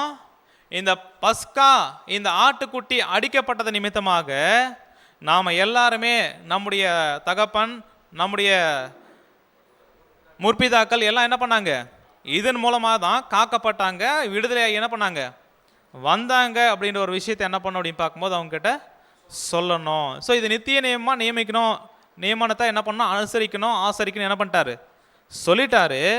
ஆனால் என்னாச்சு தெரியுங்களா, இடையில என்ன பண்ணிட்டாங்க அப்படின்னா, தேவன் இப்படிப்பட்ட ஒரு கட்டளையை கொடுத்தாருன்றது என்ன பண்ணிட்டாங்க, மறந்துட்டாங்க. திடீர்னு பார்த்தா யோசியா அப்படின்ற ஒரு ராஜா என்ன பண்ணுறாரு, வராரு. வந்து அந்த பழைய விஷயங்கள் எல்லாத்தையும் என்ன பண்ணுறாருன்னா, தேவன் கொடுத்த கட்டளைகளை நியமனங்கள் என்ன பண்ணுறாருன்னா படிக்கிறாரு. அப்படி படித்து பார்க்கும்போது இந்த நீசான் மாதம் பஸ்கா அப்படின்ற ஒரு விஷயத்தை என்ன பண்ணோம், நம்ம ஆசரிக்கணும். அந்த விஷயத்தை என்ன பண்ணிட்டாங்க, நம்முடைய முன்னோர்கள் கைவிட்டுட்டாங்க.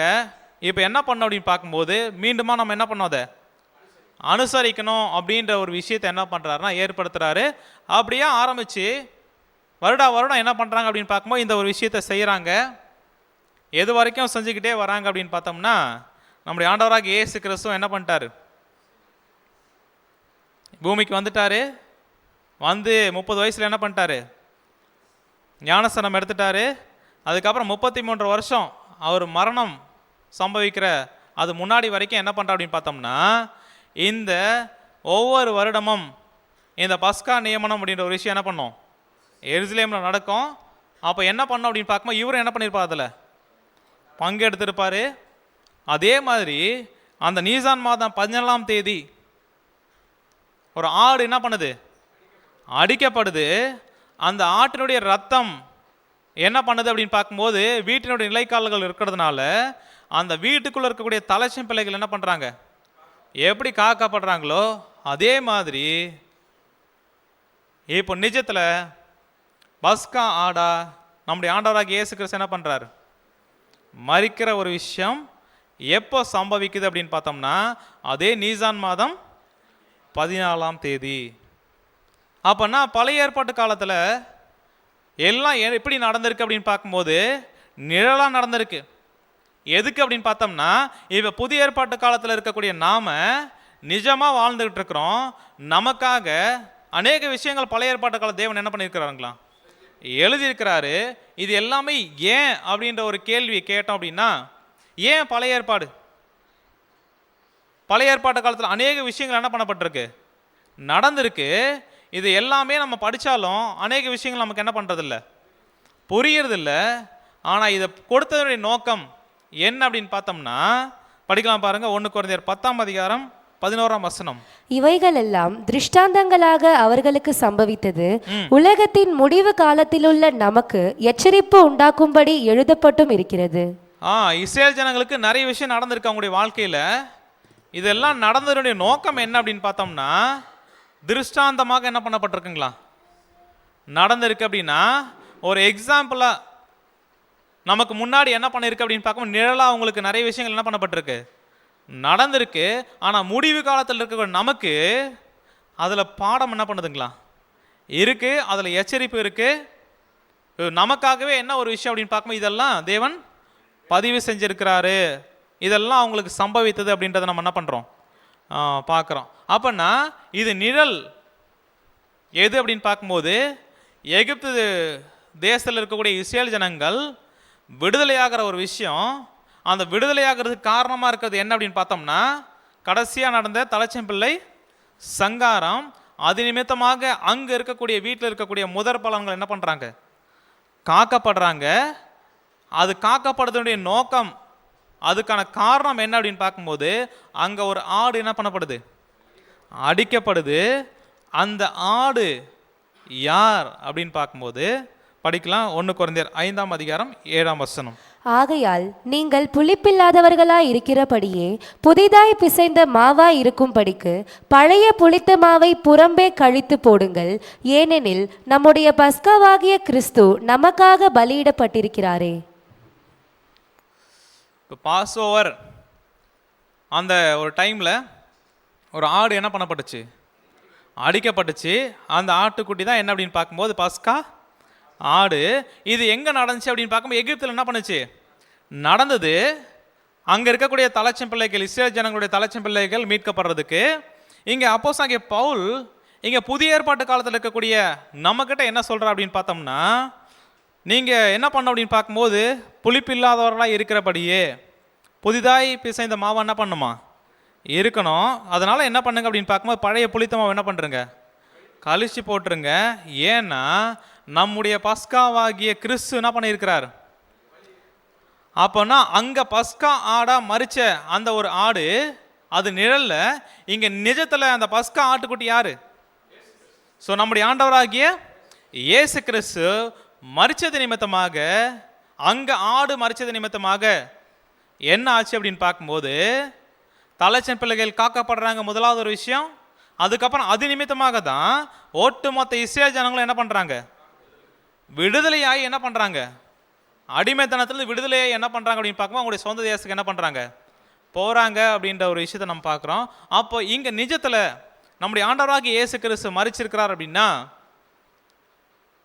இப்போ நாம் யார் அப்படின்னு பார்க்கும்போது நாம தான் யார் அப்படின்ற ஒரு கேள்வி என்ன பண்ணிக்கலாம், மனசில் வச்சுக்கலாம். இப்போ நம்ம யாருன்றது என்ன பண்ணலாம், நம்ம பார்க்கலாம். ஸோ இப்போ இஸ்ரேல் ஜனங்கள் எல்லாருமே எங்கே அடிமையாக இருக்கிறாங்க அப்படின்னு பார்த்தோம்னா எகிப்து தேசத்தில். அந்த எகிப்து தேசம் எதுக்கு பேர் போன தேசம் அப்படின்னு பார்த்தோம்னா இன்னைக்கு இருக்கக்கூடிய அநேக புறமத கொள்கைகள், தவறான கடவுள் வணக்கங்கள், விக்கிரக ஆராதனை, இது எல்லாத்துக்குமே பேர் போகிற ஒரு தேசமாக எந்த தேசம் இருந்துச்சு அப்படின்னு பார்க்கும்போது எகிப்து தேசம் என்ன பண்ணுறான் அப்படின்னு பார்க்கும்போது இருந்துச்சு. இப்போ அந்த எகிப்து தேசம் எதற்கு அடையாளம் அப்படின்னு பார்க்கும்போது எதற்கு நிழலாக இருக்குது அப்படின்னு பார்த்தோம்னா இன்னைக்கு இருக்கக்கூடிய ஒட்டுமொத்த உலகம். அங்கே எப்படி தவறான கடவுள் வணக்கங்கள் இருந்துச்சோ, தவறான மதங்கள் நிறைய என்ன பண்ணுச்சோ அப்படின்னு பார்க்க உருவாச்சோ, இன்னைக்கு ஒட்டுமொத்த உலகத்தில் என்ன பண்ணுறாங்க, இது தவறான ஒரு ஆராதனை, தவறான கடவுள் வணக்கம், தவறான மத போதனைகள் எல்லாம் என்ன பண்ணப்பட்டிருக்கு இருக்குது.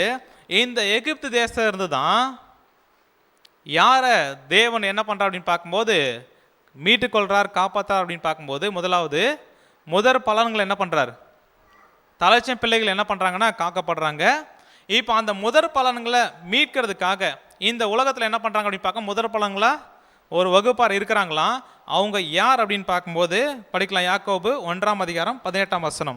அவர் சித்தம் கொண்டு தம்முடைய சிருஷ்டிகளில் நாம் முதற்பலன்கள் ஆவதற்கு நம்மை சத்திய வசனத்தினாலே ஜெனிப்பித்தார். யார் அந்த முதற் பலன்கள் அப்படின்ற ஒரு கேள்வி நம்ம வச்சோம் அப்படின்னா அன்னைக்கு நிழலில் இஸ்ரேல் தேசத்தில் இருக்கக்கூடிய இஸ்ரேல் ஜனங்கள் வீட்டில் இருக்கக்கூடிய தலைச்சன் பிள்ளைகள் அவங்க என்ன பண்ணுறாங்கன்னா காக்கப்பட்டாங்க. இங்கே நிஜத்தில் பஸ்கா ஆடாகிய நம்முடைய ஆண்டவராகிய இயேசு கிறிஸ்து மரிச்சது நிமித்தமாக இங்கே ஒரு முதற் பலன்கள் என்ன பண்ணுறாங்களாம் இருக்கிறாங்களாம். அந்த முதற் பலன்கள் யார் அப்படின்றத முதலாவது நம்ம என்ன பண்ணலாம் புரிஞ்சிக்கலாம். யார் அப்படின்னு பார்த்தோம்னா தேவன் சித்தம் கொண்டு தம்முடைய சிருஷ்டிகளில் முதற் பலன்கள் ஆவதற்கு நம்ம என்ன பண்ணியிருக்கிறாராம் சத்திய வசனத்தினால. அப்போனா முதற் பலன்கள் யார் அப்படின்னா இந்த புதிய ஏற்பாட்டு காலத்தில் நம்முடைய ஆண்டவராகிய இயேசு கிறிஸ்துடைய வார்த்தைகளை அவருடைய சத்தியங்களை அறிந்து கொண்டு அது நிமித்தமாக முதலாவது ஒரு வகுப்பார் என்ன பண்ண அப்படின்னு பார்க்கும்போது தேவ சித்தம் செய்வதற்காக தேவன் என்ன பண்ணுறாருன்னா மீட் எடுக்கிறாரா இந்த பூமியிலிருந்து. ஸோ அந்த முதற் பலன்கள் எது நிமித்தமாக உண்டாகிறாங்க அப்படின்னு பார்த்தோம்னா சத்திய வசனத்தின் மூலமாக என்ன பண்ணுறாங்க மீட் எடுக்கிறாரு. அதன் மூலமாக தான் என்ன பண்ணுறாங்க அப்படின்னு பார்க்கும்போது ஜெனிபிக்வே அப்படின்னா உண்டாகிறாங்க. இந்த முதல் பலன்கள் என்ன பண்ணுவாங்க அப்படின்னு பார்க்கும்போது காக்கப்படுற ஒரு விஷயம் எது நிமித்தமாக நடந்துச்சு அப்படின்னு பார்க்கும்போது பழைய ஏற்பாட்டு காலத்தில் ஆடு அடிக்கப்பட்டு அதனுடைய ரத்தம் நிலைக்கால்கள் என்ன பண்ணப்பட்டுச்சு பூசப்பட்டுச்சு. அதே ஒரு விஷயம் இன்னைக்கு சத்திய வசனத்தினால ஜெனிப்பிக்கப்பட்டு காக்கப்பட்டு கொண்டிருக்கிற முதற் பலன்கள் என்ன பண்ணுறாங்க இருக்கிறாங்க. அது எது நிமித்தமாக அவங்க காக்கப்படுறாங்க அப்படின்னு பார்த்தோம்னா ஆடு அடிக்கப்பட்டது நிமித்தமாக. அப்போன்னா அந்த ஆடு யார் அப்படின்றத நம்ம முன்னே பார்த்தோம், நம்முடைய ஆண்டவராகிய இயேசு கிறிஸ்து.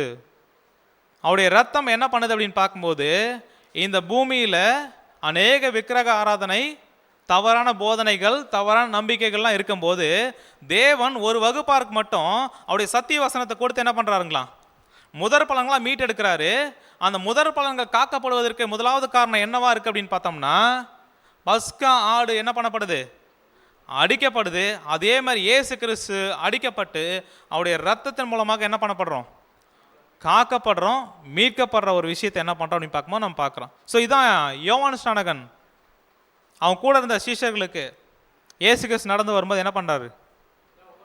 இதை உலகத்தின் பாவத்தை சுமந்து தீர்க்கிற தேவ ஆட்டுக்குட்டி யாரை பார்த்து சொன்னார் அப்படின்னு பார்க்கும்போது நம்முடைய ஆண்டவராகிய இயேசு கிறிஸ்து.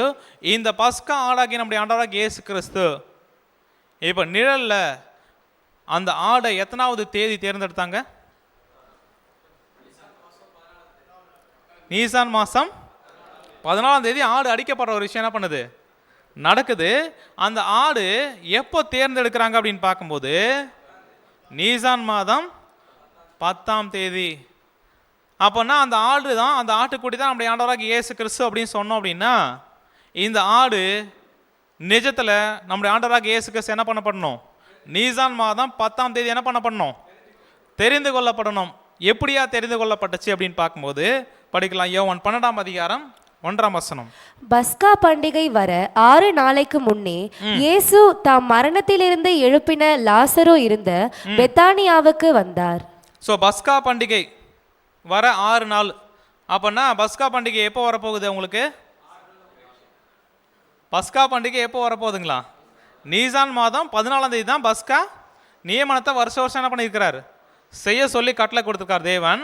இப்போ நீசான் மாதம் 14ஆம் தேதி அந்த ஒரு பஸ்கா பண்டிகை ஆரம்பமாகுது அப்படின்னா, இப்போ 6 நாளைக்கு முன்னாடி இயேசு கிறிஸ்து எங்கே வராருங்களா?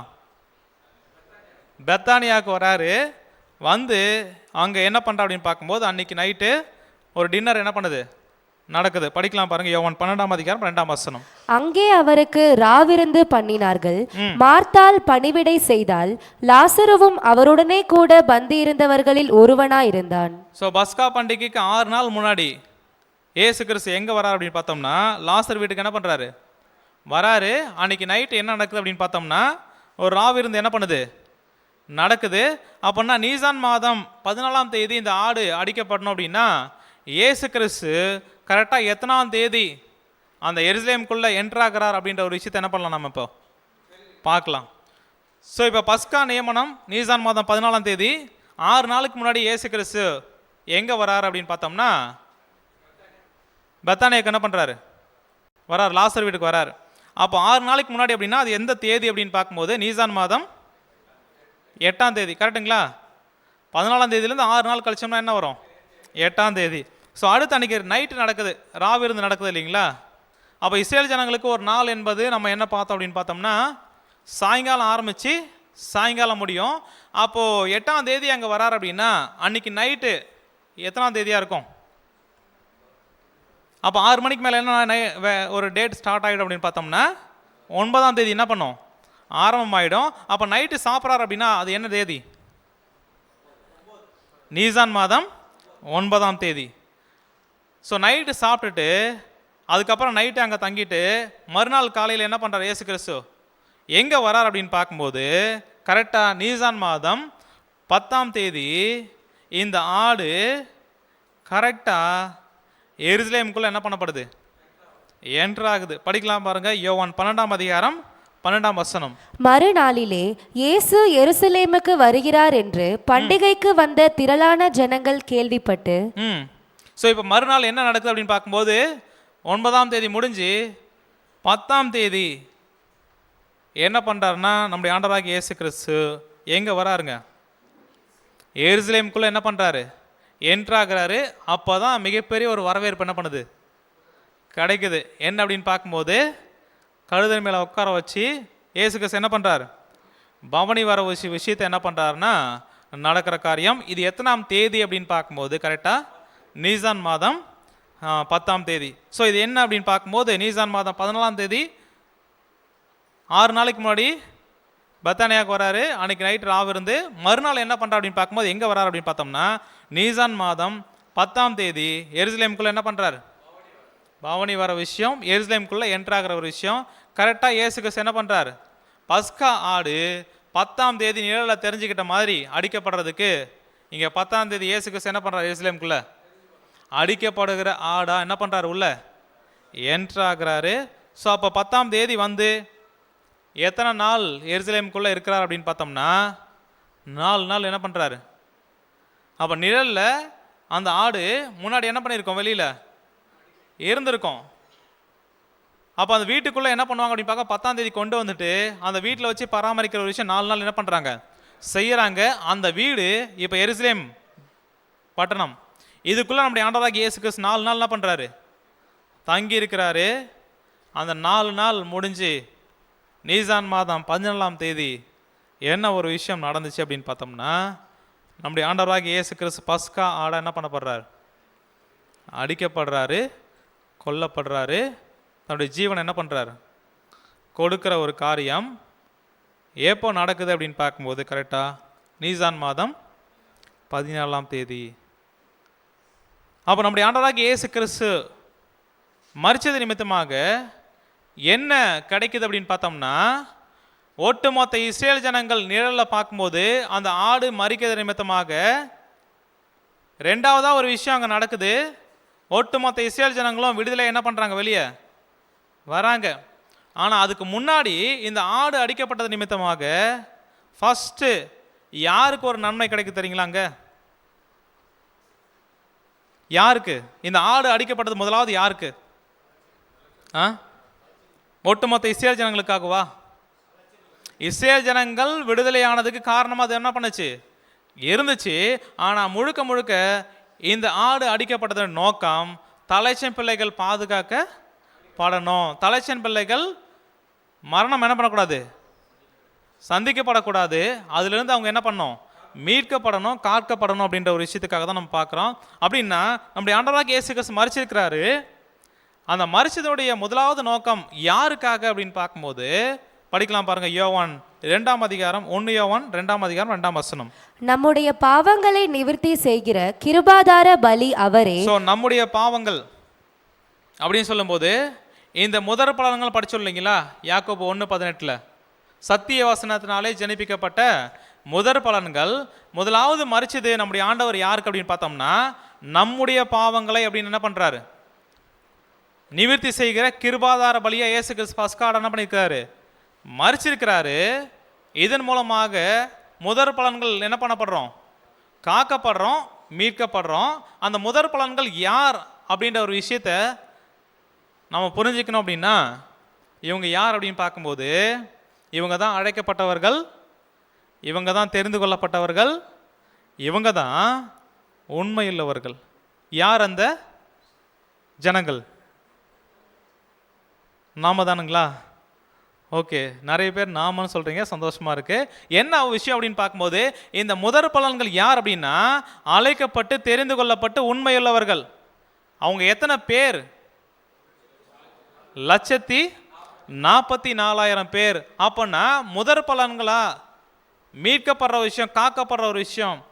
முதல்ல இந்த மரணம் கடந்து போகிறது யாருக்குள்ளேருந்து அப்படின்னு பார்த்தோம்னா, இந்த முதற் பலன்களாக இருக்கக்கூடிய 1,44,000 பேர். அதுக்கப்புறமா யாருக்கு இந்த பஸ்கா ஆடு அடிக்கப்படுற ஒரு விஷயம், அந்த ரத்தம் சிந்தப்படுற விஷயம், இது நிமித்தமாக நன்மை யாருக்கு கிடைக்க போகுது அப்படின்னு பார்த்தோம்னா மீதி படிக்கலாம் சார்.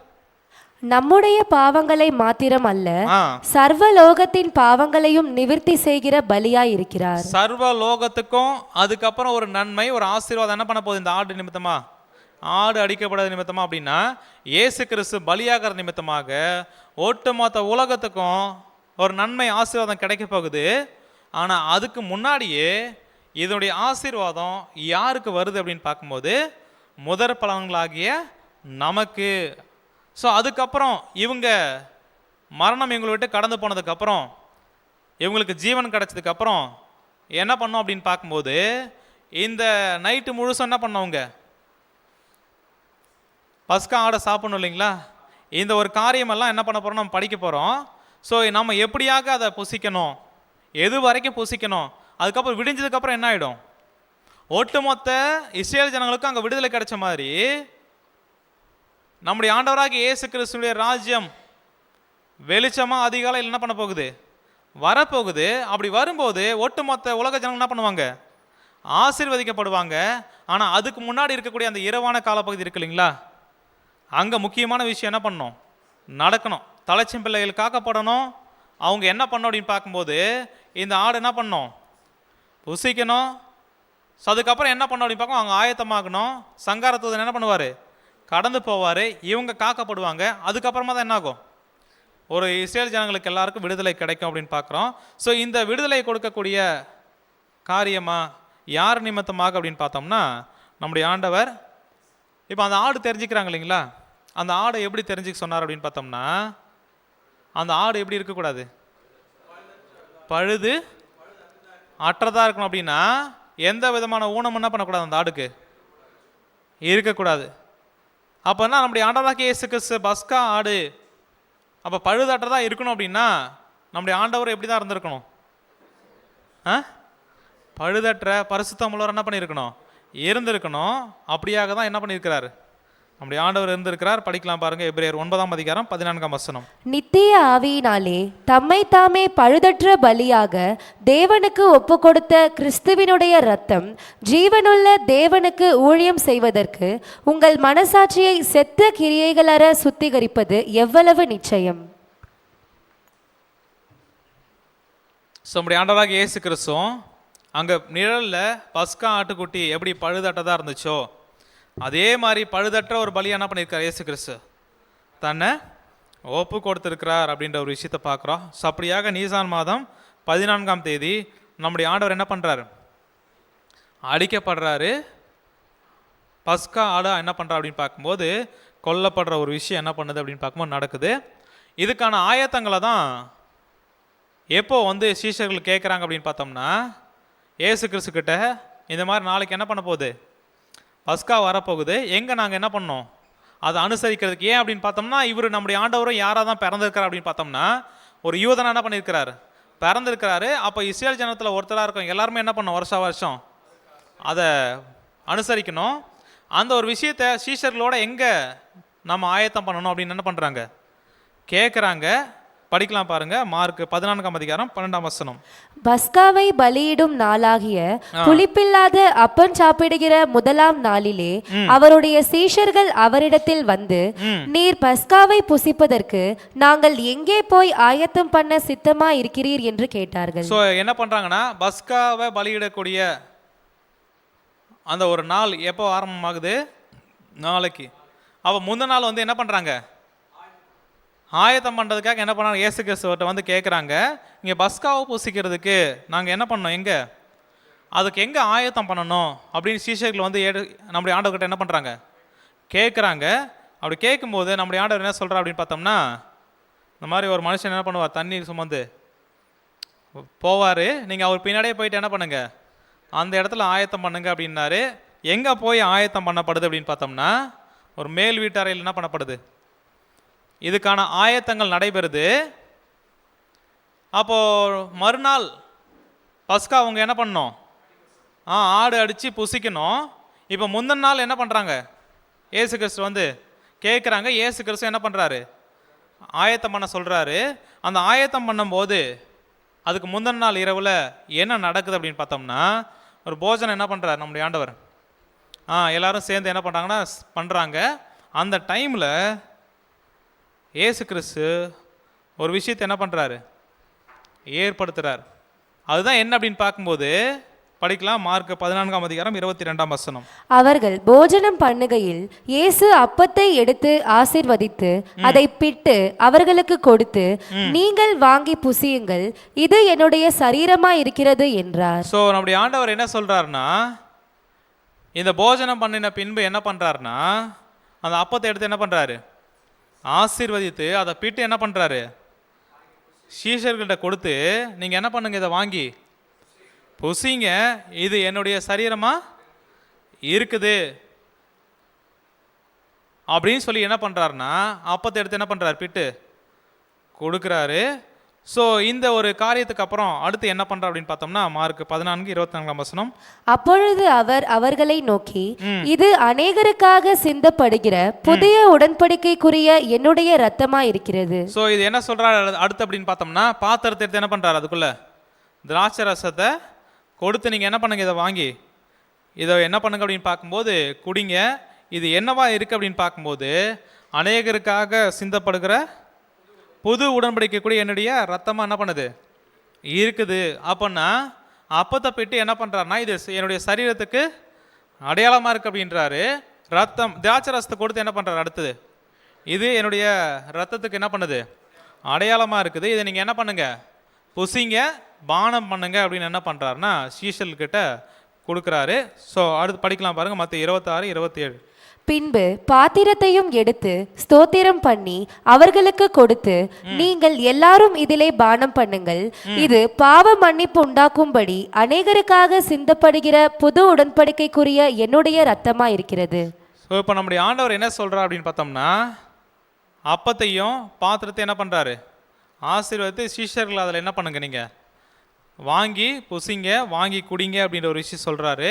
இது எதுக்காக அப்படின்னு பார்த்தோம்னா, அநேகருடைய பாவம் என்ன பண்ணுமா மன்னிக்கப்படணும், அதுக்காக சிந்தப்படுகிற என்னுடைய ரத்தமாக இருக்குது அப்படின்னு என்ன பண்ணுறாருன்னா சொல்கிறாரு.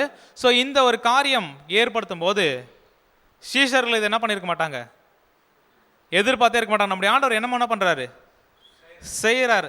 ஏன் முந்தின நாள் நைட்டு இயேசு கிறிஸ்து இதை என்ன பண்ணணும் செய்யணும், ஏன் அப்பத்தை எடுத்து ஆசீர்வதித்து கொடுக்கணும், பாத்திரத்தை எடுத்து என்ன பண்ணணும் நீங்கள் பருகுங்க அப்படின்னு திராட்சை ரசத்தை என்ன பண்ணணும் கொடுக்கணும் அப்படின்ற ஒரு விஷயம் நம்ம பார்க்கும்போது படிக்கலாம். லூக்கா 22:19.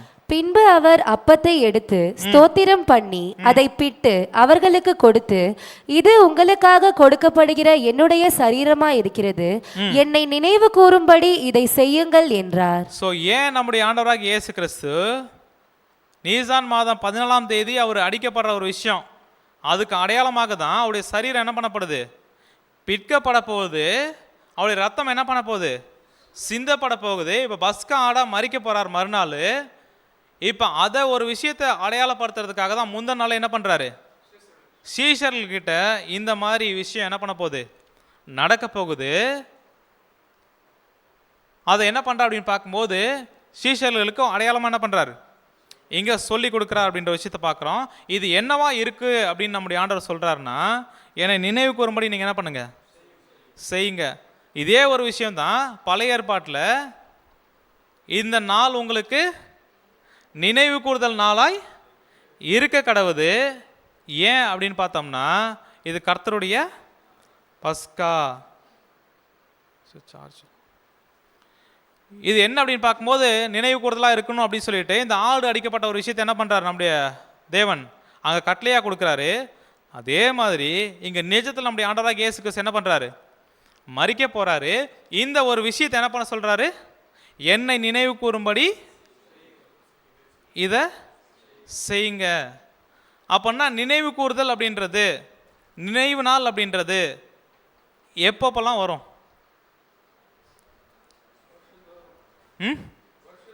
அங்கே நிழலில் எப்படி வருஷத்துக்கு ஒரு முறை நீசான் மாதம் 14ஆம் தேதி இவங்க அந்த நீசான் மாதம் 14ஆம் தேதி பஸ்கா ஆடு என்ன பண்ணணும் அடிக்கணும். இதுதான் நினைவு கூறுதல் அவங்களுக்கு என்ன பண்ணணும் இருக்கணும். அப்போ இயேசு கிறிஸ்து நீசான் மாதம் 14ஆம் தேதி மறிக்கிறார் அப்படின்னா என்னை நினைவு கூறும்படி இதை செய்யுங்க அப்படின்னா எது அப்படின்னு பார்க்கும்போது அப்பத்தையும் திராட்சை ரசத்தையும் பருகிற விஷயம் எப்பப்பெல்லாம் பண்ணலாம்?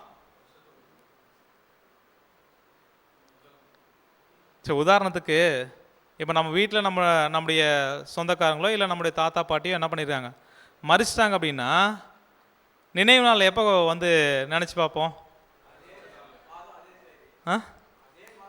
அதே மாதம் அதே தேதி எப்போ அடுத்த வருஷம் அந்த நாள் என்ன பண்ணோம் வரும். அப்போனா இயேசு கிறிஸ்து நினைவு கூறும்போது இதை செய்யுங்க அப்படின்னு சொல்லியிருக்கிறாருன்னா வாரம் அப்பத்தையும் திராட்சை ரசத்தையும் குடிக்கிறது, இல்லை மாதம் ஒரு தடவை குடிக்கிறது, பானம் பண்ணுறது, இது கரெக்டாக இருக்குமா?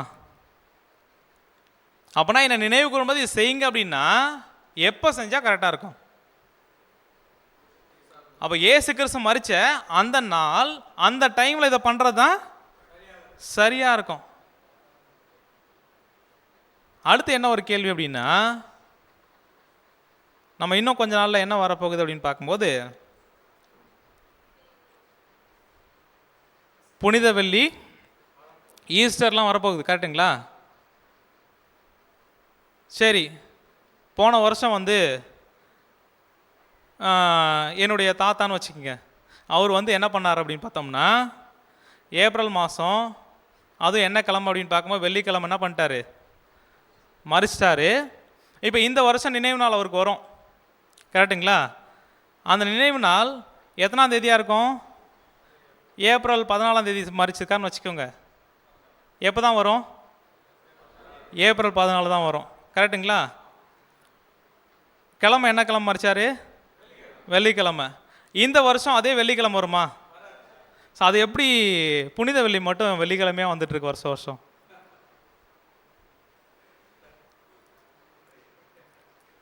ஏதோ பிரச்சனை இருக்குது, கரெக்டுங்களா?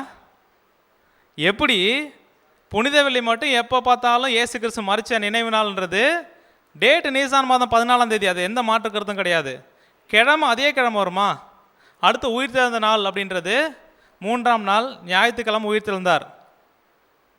வருஷம் வருஷம் ஞாயிற்றுக்கிழமை வருமா அந்த டேட்டு? சரி, இதெல்லாம் மனசுக்குள்ள என்ன பண்ணுங்க, வச்சுக்கிங்க. இப்போ என்ன ஒரு விஷயம் அப்படின்னு பார்க்கும்போது, இங்கே என்னை நினைவு கூறும்படி நம்முடைய ஆண்டவர் சொல்லியிருக்கிறார் அப்படின்னா, அந்த நினைவு கூறுதல் எப்போ நினைவு கூறுதல் அப்படின்றது கரெக்டாக இருக்கும் அப்படின்னு பார்த்தோம்னா, வருஷம் நீசான் மாதம் 14ஆம் தேதி. ஸோ இந்த ஒரு அடையாளமான ஒரு விஷயத்தை ஏற்படுத்துகிற ஒரு விஷயம் இருக்கு இல்லைங்களா? அப்பத்தை கொடுத்து என்ன பண்ணுறாரு, ஆசீர்வதித்து பிட்டு சாப்பிட சொல்கிறாரு. திராட்சரசத்தை என்ன பண்ணுறாரு, பானம் பண்ண சொல்கிறாரு. இந்த ஒரு காரியத்தை இதுக்கு முன்னாடி என்ன பண்ணியிருக்கிறாரு, பேசியிருக்கிறார். என்ன அப்படின்னு பார்க்கும்போது, இந்த மாதிரி மனுஷகுமாரனுடைய சரீரத்தை நீங்கள் என்ன பண்ணணும், புசிக்கணும், அவருடைய ரத்தத்தை என்ன பண்ணணும், நீங்கள் பானம் பண்ணலாம், உங்களுக்கு ஜீவன் இல்லை அப்படின்னு சொல்லும்போது என்ன நடந்துச்சு அப்படின்னு பார்க்கும்போது படிக்கலாம். யோவான் 6ஆம் அதிகாரம் 52ஆம் வசனம். அப்பொழுது யூதர்கள், இவன் தன்னுடைய மாம்சத்தை எப்படி நமக்கு புசிக்க கொடுப்பான் என்று தங்களுக்குள்ளே வாக்குவாதம் பண்ணினார்கள். அதற்கு இயேசு அவர்களை நோக்கி, நீங்கள் மனுஷகுமாரனுடைய மாம்சத்தை புசியாமலும் அவருடைய இரத்தத்தை பானம் பண்ணாமலும் இருந்தால் உங்களுக்குள்ளே ஜீவன் இல்லை என்று மெய்யாகவே மெய்யாகவே உங்களுக்கு சொல்லுகிறேன். ஸோ இது யூதர்கள் மத்தியில் நம்முடைய ஆண்டவராக இயேசு கிறிஸ்து இந்த வார்த்தையை சொல்லும்போது அநேகர் என்ன பண்ணிட்டாங்கன்னா, இடரில் அடைஞ்சு பின்னாடி என்ன பண்ணிட்டாங்களாம், போயிட்டாங்களா. இது கடினமான உபதேசம். யார் இதை என்ன பண்ணுவாங்க, செய்ய முடியும்? ஏன் அப்படின்னா, அவங்க என்ன பண்ணக்கூடாது, ரத்தத்தை புசிக்கக்கூடாதுன்னு பழைய ஏற்பாட்டில் தேவன் என்ன பண்ணியிருக்கிற கட்டில் கொடுத்துருக்காரு. இவர் என்ன பண்ண சொல்கிறாரு, புசிக்க சொல்கிறாரு அப்படின்னு என்ன பண்ணிட்டாங்க அப்படின்னு பார்த்தோம்னா, நேரடியாக லிட்ரலாக இயேசு கிறிஸ்து ரத்தத்தை குடிக்கணும் அப்படின்னு என்ன பண்ணிட்டாங்க, தவறாக புரிஞ்சுக்கிட்டு பின்வாங்கி என்ன பண்ணிட்டாங்க, போயிட்டாங்க. ஆனால் அந்த டைமில் சீஷர்கள் என்ன முடிவெடுத்தாங்க அப்படின்னு பார்க்கும்போது, ஒரு நாள் நீங்களும் போகிறதுக்கு மனசாக இருந்தால் என்ன பண்ணுங்க, போங்கன்னு சொல்லும்போது என்ன சொன்னாங்க, ஆண்டவரே யாரிடத்தில் போவோம், நித்திய ஜீவ வசனங்கள் என்ன பண்ணுது உங்களிடத்தில் உண்டு அப்படின்னு என்ன பண்ணுறாங்க அப்படின்னு பார்க்கும்போது உறுதியாக நிற்கிறாங்க. அப்படின்னா இந்த ஒரு விஷயம் யாருக்காக ஏற்படுத்தப்படுது அப்படின்னு பார்த்தோம்னா, பர்டிகுலராக முதற் பலன்களாக அழைக்கப்பட்டிருக்கிறாங்க இல்லையா, முதற் பலன்களாக தெரிந்து கொள்ளப்பட்டிருக்கிறாங்க இல்லையா, அவங்க மட்டுமே அங்கே எப்படி சீஷர்களோட பங்கெடுத்தாரோ அதே மாதிரி அவங்க மட்டும் இதில் பங்கெடுக்கிறதுக்கு தான் இங்கே ஒரு வாய்ப்பு கொடுக்கப்படுது. பொதுவாக மற்ற எல்லாருக்கும் அப்படின்ற ஒரு விஷயம் இது என்ன பண்ணல, இல்லை. ஏன் அப்படின்னு பார்த்தோம்னா, முதலாவது இந்த ஆட்டினுடைய பலி, இந்த ஆடு கொல்லப்படுற ஒரு விஷயம் யாருக்காக அப்படின்னு பார்த்தோம்னா, அங்கே இருந்த முதற் பலன்கள், முதலாவது பிறந்த பிள்ளைகள். ஸோ அதே மாதிரி நிஜத்தில் யார் அப்படின்னு பார்க்கும்போது, இந்த முதற் பலனாக அழைக்கப்பட்டிருக்கிற இயேசு கிறிஸ்துடைய சத்தியத்தை புரிந்து கொண்டு அதன் அடிப்படையில் வாழக்கூடியவங்க மாத்திரம்தான் இதில் என்ன பண்ணலாம், பங்கெடுக்கலாம் அப்படின்ற ஒரு விஷயத்தை என்ன பண்ண பார்க்குறோம். ஸோ இந்த ஒரு விஷயத்தை வருஷம் நினைவு கூறும்போது நம்ம பண்ணோம் அப்படின்னா அது என்னவா இருக்கும் அப்படின்னு பார்க்கும்போது படிக்கலாம். 1 கொரிந்தியர் 11ஆம் அதிகாரம் 26ஆம் வசனம். ஆகையால் நீங்கள் இந்த அப்பத்தை புசித்து இந்த பாத்திரத்தில் பானம் பண்ணும் போதெல்லாம் கர்த்தர் வருமளவும் அவருடைய மரணத்தை தெரிவிக்கிறீர்கள். ஸோ இந்த ஒரு விஷயத்தை நம்ம பண்ணும்போது, இயேசு கிறிஸ்துவை நினைவு கூறும்போது என்ன ஒரு காரியத்தை நம்ம பண்ணுறோம் அப்படின்னா, கிறிஸ்துனுடைய மரணத்தை என்ன பண்ணுறோமா, தெரிவிக்கிறோமா. ஸோ இயேசு கிறிஸ்து எங்களுக்காக என்ன பண்ணியிருக்கிறார், அடிக்கப்பட்டிருக்கிறார், ரத்தம் சிந்திருக்கிறார். அவர் மரிச்சதன் மூலமாக, அவருடைய ரத்தத்தின் மூலமாக தான் நாம் மீட்கப்பட்டிருக்கிறோம் அப்படின்றத என்ன பண்ணுறோம் அப்படின்னு பார்த்தோம்னா, இந்த ஒவ்வொரு டைமும் இந்த அப்பத்துலேயும் திராட்சரசத்துலேயும் பானம் பண்ணும்போது என்ன பண்ணுறோம், தெரிவிக்கிறோம் அப்படின்ற ஒரு விஷயத்தை பார்க்குறோம். அப்படியே நம்முடைய ஆண்டவராக இயேசு கிறிஸ்து மரித்து உயிர் தெழுந்து என்ன பண்ணியிருக்கிறார், இப்போ போயிருக்கிறாரு. அப்படி போயிருக்கிற நம்முடைய ஆண்டவர் இது எல்லாத்தையுமே முதலாவது யாருக்கு தான் அவருடைய ஆசீர்வாதங்களை, இந்த பஸ்காவினுடைய நன்மைகள் போகுது அப்படின்னு பார்த்தோம்னா, அவருடைய மனவாட்டிகளாக யார் அழைக்கப்பட்டிருக்கிறாங்களோ அப்படிப்பட்டவங்களுக்கு தான் இந்த ஆசீர்வாதத்தில் பங்கு பெறதுக்கான ஒரு வாய்ப்பு கிடைக்குது. ஸோ அதுக்காக தான் நம்முடைய ஆண்டவர் என்ன பண்ணியிருக்கார் அப்படின்னு பார்க்கும்போது படிக்கலாம். எபேசியர் 5:25 முதல். புருஷர்களே, உங்கள் மனைவிகளில் அன்பு கூறுங்கள், அப்படியே கிறிஸ்துவும் சபையில் அன்பு கூர்ந்து தாம் அதை திருவசனத்தை கொண்டு தண்ணீர் முழுக்கினால் சுத்திகரித்து பரிசுத்தமாக்குகிறதற்கும் கரை திரை முதலானவைகள் ஒன்றும் இல்லாமல் பரிசுத்தமும் பிழையற்றதுமான மகிமையுள்ள சபையாக அதை தமக்கு முன் நிறுத்திக் கொள்வதற்கும் தம்மை தாமே அதற்காக ஒப்பு கொடுத்தார். ஸோ இப்போ இயேசு கிறிஸ்து எதுக்காக அவர் ஒப்பு கொடுத்தார், எதுக்காக பலியாக இருக்கிறார் அப்படின்னு பார்த்தோம்னா, அவருடைய மனவாட்டியாகிய சபை என்ன பண்ணுமா, தேவனுக்கு முன்னாடி மகிமை உள்ள சபையாக என்ன பண்ணுமா, நிறுத்தணும். ஸோ அவங்களுக்காக தான் என்ன பண்ணியிருக்கார் அப்படின்னு பார்க்கும்போது இயேசு கிறிஸ்து மரிச்சிருக்கிற ஒரு விஷயத்தை நம்ம பார்க்குறோம். ஸோ படிக்கலாம் பாருங்கள், தீத்து 2:14. அவர் நம்மை சகல அக்கிரமங்களினின்று மீட்டுக்கொண்டு தமக்குரிய சொந்த ஜனங்களாகவும் நற்கிரியைகளை செய்ய பக்தி வைராக்கியம் உள்ளவர்களாகவும் நம்மை சுத்திகரிக்கும்படி நமக்காக தம்மை தாமே ஒப்பு கொடுத்தார். இயேசு கிறிஸ்து மரிச்சிருக்கிறார், தம்மை ஒப்பு கொடுத்திருக்கார். அப்படின்னா யாருக்காக அப்படின்னு தான் அநேக வசனங்கள் சொல்லுது அப்படின்னு பார்க்கும்போது, இந்த மனவாட்டி வகுப்பாருக்கு, முதல் பலன்களுக்கு, 144,000 பேருக்கு. ஸோ இப்படிப்பட்டவங்கள தான் அழைத்து என்ன பண்ணுறா அப்படின்னு பார்க்கும்போது பரிசுத்தமாக்குறாரு. இந்த முதற் பலன்கள் மீட்கப்பட்டுட்டாங்க அப்படின்னா அடுத்து என்ன நடக்கும் தெரியுங்களா? இந்த உலகத்தில் அங்கே எப்படி இஸ்ரேல் ஜனங்கள் விடுதலையாக்கப்பட்டு அவங்க அந்த அடிமைத்தனத்தில் விடுதலையாக்கப்பட்டாங்களோ, அதே மாதிரி இன்னைக்கு ஒட்டுமொத்த உலகத்தில் இருக்கக்கூடிய ஜனங்கள் என்ன பண்ண போகிறாங்க, விடுதலையாக்கப்பட்டு ஒரு ஆசீர்வதிக்கப்பட்ட நிலைமைக்கு என்ன பண்ண போகிறாங்க, வர போகிறாங்க அப்படின்னு நம்ம பார்க்கலாம். படிக்கலாம் 1 கொரிந்தியர் 10:15-16 உங்களை புத்திமான்கள் என்று எண்ணி பேசுகிறேன், நான் சொல்லுகிறதை நீங்களே நிதானித்து பாருங்கள்.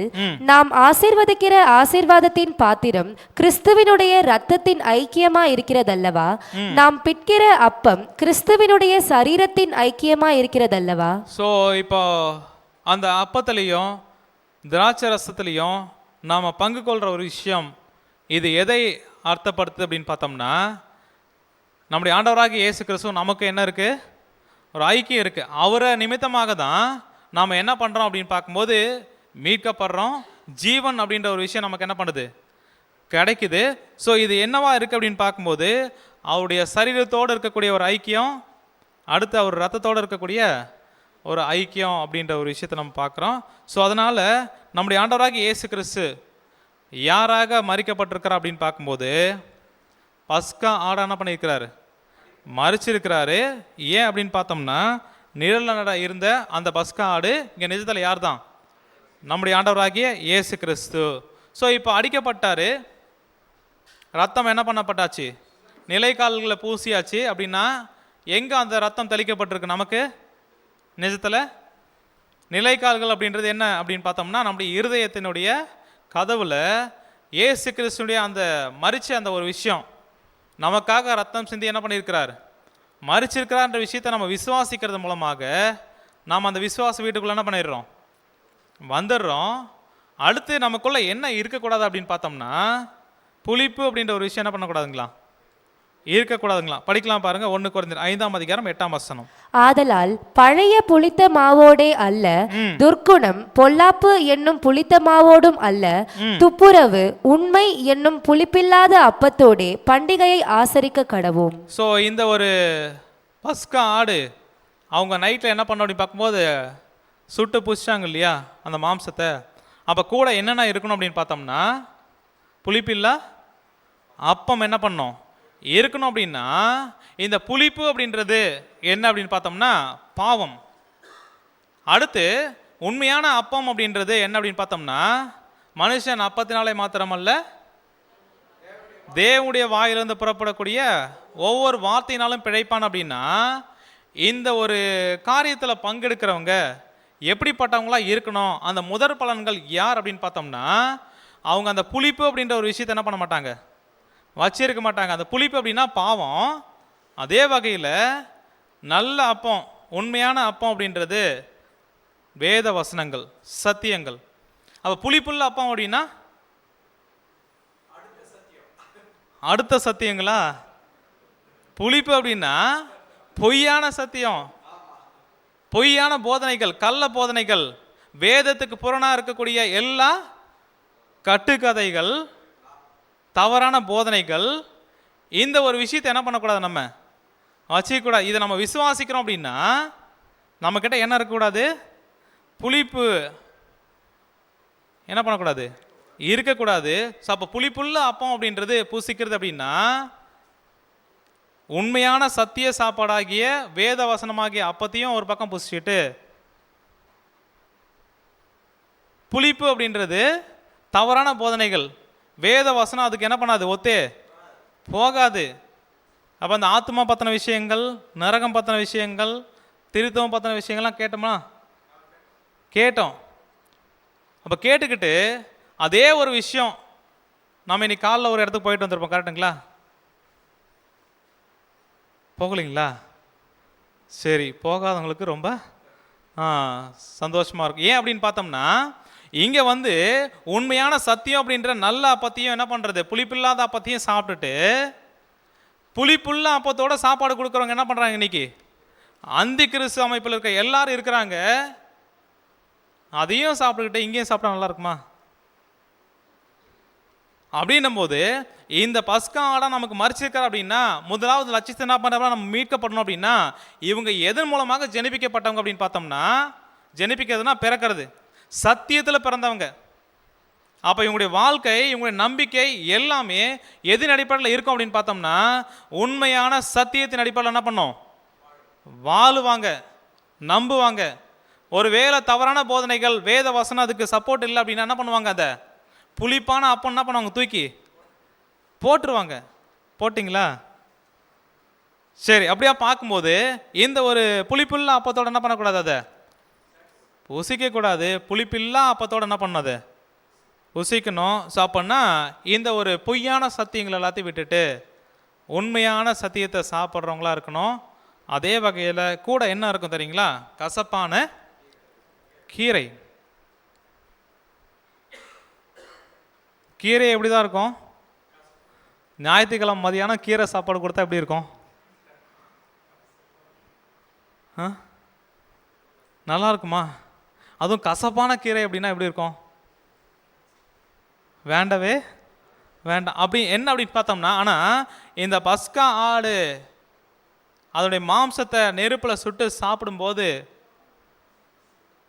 என்ன கூட இருக்கணும் அப்படின்னு பார்த்தோம்னா கசப்பான கீரை. புளிப்பில்லாம் அப்போ ஒரு பக்கம், அதுக்கப்புறம் கசப்பான கீரை. இந்த கசப்பான கீரை அப்படின்றது என்ன அப்படின்னு பார்க்கும்போது பிலிப்பியர் 1:29. ஏனெனில் கிறிஸ்துவனிடத்தில் விசுவாசிக்கிறதற்கு மாத்திரமல்ல அவர் நிமித்தமாக பாடுபடுகிறதற்கும் உங்களுக்கு அருளப்பட்டிருக்கிறது. ஏன் அப்படின்னு பார்த்தோம்னா இப்போ இயேசு கிறிஸ்து எனக்காக மரிச்சிருக்கிறார், ரத்தம் சிந்திருக்கிறார் அப்படின்னு விசுவாசிக்கிறதுக்கு மாத்திரம் இந்த சத்தியத்தை கொண்டு வந்து உங்ககிட்ட தேவன் கொடுத்துருக்கிறாரா அப்படின்னு பார்த்தோம்னா இல்லை. ஒரு வேளை நீங்கள் அதை உண்மையாக விசுவாசிக்கிறீங்க அப்படின்னா, புளிப்பில்லாத அப்பத்தை சாப்பிட்றீங்க அப்படின்னா, புளிப்புள்ளதை தூக்கி போடும்போது என்ன ஒரு ஆசீர்வாதமாக நமக்கு கிடைக்கும் தெரியுங்களா? அவர் நிமித்தமாக பாடுபடுகிறதுக்கும் உங்களுக்கு என்ன பண்ணப்பட்டிருக்குங்களா, அருளப்பட்டிருக்கு. அப்போனா நமக்கு கிடைக்கக்கூடிய கிஃப்ட்டு, ஆசீர்வாதம் என்னவா இருக்கும் அப்படின்னு பார்த்தோம்னா பாடுபடுறது. ஸ்டார்ட் ஆயிடுச்சிங்களா? ஆயிடுச்சிங்களா? ஓகே, நீங்கள் புளிப்புள்ள அப்பத்தெல்லாம் தூக்கி போட முடிவெடுங்க. அதுக்கப்புறம் கூட என்ன வரும், ஏசு கிறிஸ்துவ விசுவாசிக்கிறது மட்டும் கிடையாது, அவர் நிமித்தமாக பாடுபடுறதும் உங்களுக்கு ஆசீர்வாதம் என்ன பண்ணும், கிடைக்கும். ஸோ இதனோட புசிக்கணும் அப்படின்றத பார்க்குறோம்.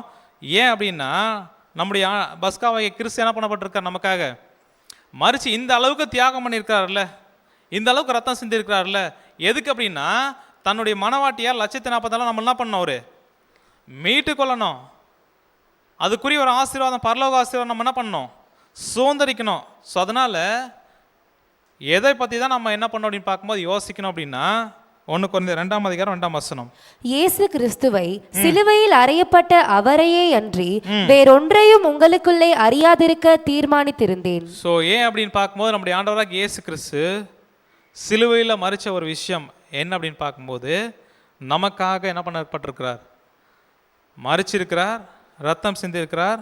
எதனால் அப்படின்னு பார்க்கும்போது முதற் பலன்களாகிய நாம் காக்கப்படணும், நாம் மீட்கப்படணும் அப்படின்றதுக்காக.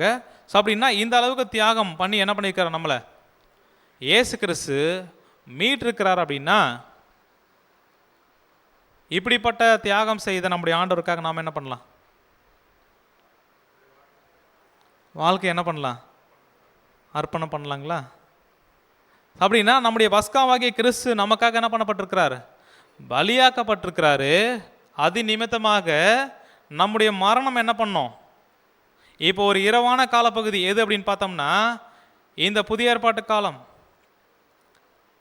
இந்த ஒரு காலத்தில் நடக்கக்கூடிய விஷயங்கள், அன்றைக்கி எப்படி நைட்டில் ஒட்டுமொத்த எகிப்து ஜனங்களுக்கும் அவங்க வீட்டில் என்ன நடந்துச்சோ தெரியாதோ இஸ்ரேல் ஜனங்கள் வீட்டில், இன்றைக்கி ஒட்டுமொத்த உலகத்தில் என்ன தெரியுங்களா, யாருக்குமே என்ன நடந்துக்கிட்டு இருக்குன்னு என்ன பண்ணாது, தெரியாது. இன்க்ளூடிங் பைபிளை கையிலே வச்சுட்டு இருக்கிற கிறிஸ்தவர்களுக்கும். அப்படின்னா நமக்கு இந்த இரவான பகுதியில் நம்ம என்ன பண்ணணும், புளிப்பில்லாம் அப்பம் சாப்பிட்ணும், கசப்பான கீரை என்ன பண்ணணும், இருக்கணும். அதுக்கப்புறம் என்ன பண்ணணும் அப்படின்னு பார்க்கும்போது நமக்கான மீட்பு ரொம்ப சமீபமாக இருக்கிறதுனால ரொம்ப தீவிரமாக என்ன பண்ணணுமா, இதை புசிக்கணும். அங்கே எப்படி நிழலில் பண்ணாங்களோ அதே மாதிரி நாம் என்ன பண்ணியாகணும் அப்படின்னு பார்த்தோம்னா நம்மை விட்டு இந்த மரணம் கடந்து போகிறதுக்கு என்ன பண்ணணும், தயாராகணும். அப்போனா இன்னும் கொஞ்ச நாளில் சங்கார தூதன் என்ன பண்ண போகிறார், இந்த ஒட்டுமொத்த உலகத்தையும் அங்கே எப்படி எகிப்து ஃபுல்லாக கடந்து போனாரோ இங்கே என்ன பண்ண போகிறாரு, கடந்து போக போகிறார். அப்போ அந்த தலைச்சம் பிள்ளைகளாம் நம்ம மீட்கப்படணும் அப்படின்னா இந்த மீட்புக்காக நம்முடைய ஆண்டவர் எந்த அளவுக்கு தியாகம் பண்ணியிருக்கிறாரு, விலைக்கிரயம் கொடுத்துருக்கிறாரு, அதனுடைய மேன்மையை புரிஞ்சு என்ன பண்ணலாம் அப்படின்னு பார்க்கும்போது இந்த ஒரு காரியத்தை நினைவில் என்ன பண்ணிக்கலாம், வச்சுக்கலாம். இப்போ பஸ்கா அப்படின்ற ஒரு விஷயத்தில் பாஸ் ஓவர் அப்படின்னா கடந்து போகுதல்னு பார்த்தோம். என்ன கடந்து போகுது அப்படின்னா மரணம் என்ன பண்ணுது, கடந்து போகுது. அப்போ நம்ம விட்டு மரணம் முதற் பலன்களுக்கு கிட்ட இருந்து போகணும் அப்படின்னா அங்கே நிழலில் சொல்லப்பட்ட ஒவ்வொரு விஷயத்தையும் என்ன பண்ணணும், நிஜத்தில் நாம் கடைபிடிக்கணும். அப்படியா கடைபிடிக்கும் போது நமக்கான ஜீவன் என்ன பண்ணப்படுது, காக்கப்படுது. அப்படின்ற ஒரு காரியத்தோட இந்நாளுக்குரிய பாடத்தை நம்ம என்ன பண்ணலாம், முடிக்கலாம். பொறுமையோடு கேட்டவங்களை தேவன் தாமே ஆசீர்வதிப்பாராக. ஸோ அடுத்த வாரம் நம்ம பார்க்க போகிற பாடத்தின் தலைப்பு 7 சபைகளும் 7 தூதர்களும். இந்த தலைப்பின் கீழாக நம்ம என்ன பண்ணலாம்னா சத்திய பாடத்தை நம்ம கேட்குறதுக்கு ஆர்வமாக நம்ம என்ன பண்ணலாம், அடுத்த வாரம் நம்ம வரலாம். தேவன் தாமே நம்மை ஆசீர்வதிப்பாராக. ஆமீன்.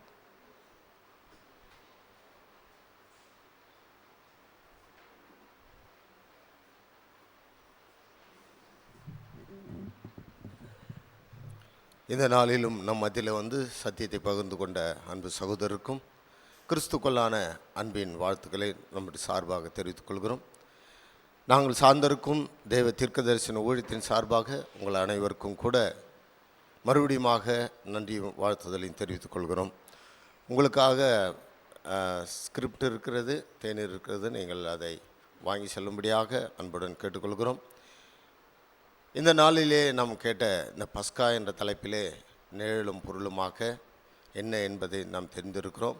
மேலுமாக அதற்குண்டான விளக்கங்களை மறுபடியுமாக அதை படித்து இன்னும் அதிகமாக நாம் தெரிந்து கொள்வோமானால் நம்முடைய வாழ்க்கைக்கு, நம்முடைய ஜீவியத்திற்கு இன்னும் அதிக ஆசீர்வாதமானதாய் இது இருக்கும் என்று நாங்கள் விசுவாசிக்கிறோம். அப்படியாய் தேவன் தாமே நம்மை நடத்தும்படியாக இந்த நாளிலும் நம்மோடு கூட தேவனுடைய பிரசன்னம் இருந்து வழிநடத்தியதற்காக நம்முடைய பிதாவாகிய தேவனுக்கும் நம்முடைய ஆண்டவராகிய இயேசு கிறிஸ்துவுக்கும் நன்றியின் துதி ஸ்தோத்திரத்தை ஏறெடுத்துக்கொண்டு நாம் யாவரும் எழுந்து நின்று ஜெபிப்போம். நம் மத்தியில் அன்பு சகோதரர் லூக் அவர்கள் ஜெபத்திலே வழிநடத்தும்படியாக அன்புடன் கேட்டுக்கொள்கிறோம்.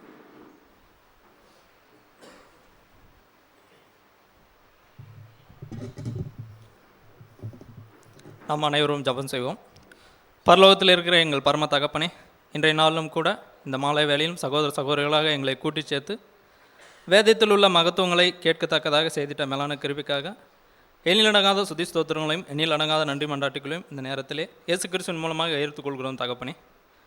இதை படித்தது ஏனோதானோ என்று இல்லாமல் அதனுள்ள ஆழமான காரியங்களை புரிந்து கொள்ளத்தக்கதாக நீர் எங்களை கூட்டி சேர்த்து வேதத்தின் காரியங்களை கற்றுக்கொத்தந்து கொண்டு வருகிற மேலான கிருபைக்காக நன்றிகளை ஏறெடுக்கிறோம் தகப்பனே.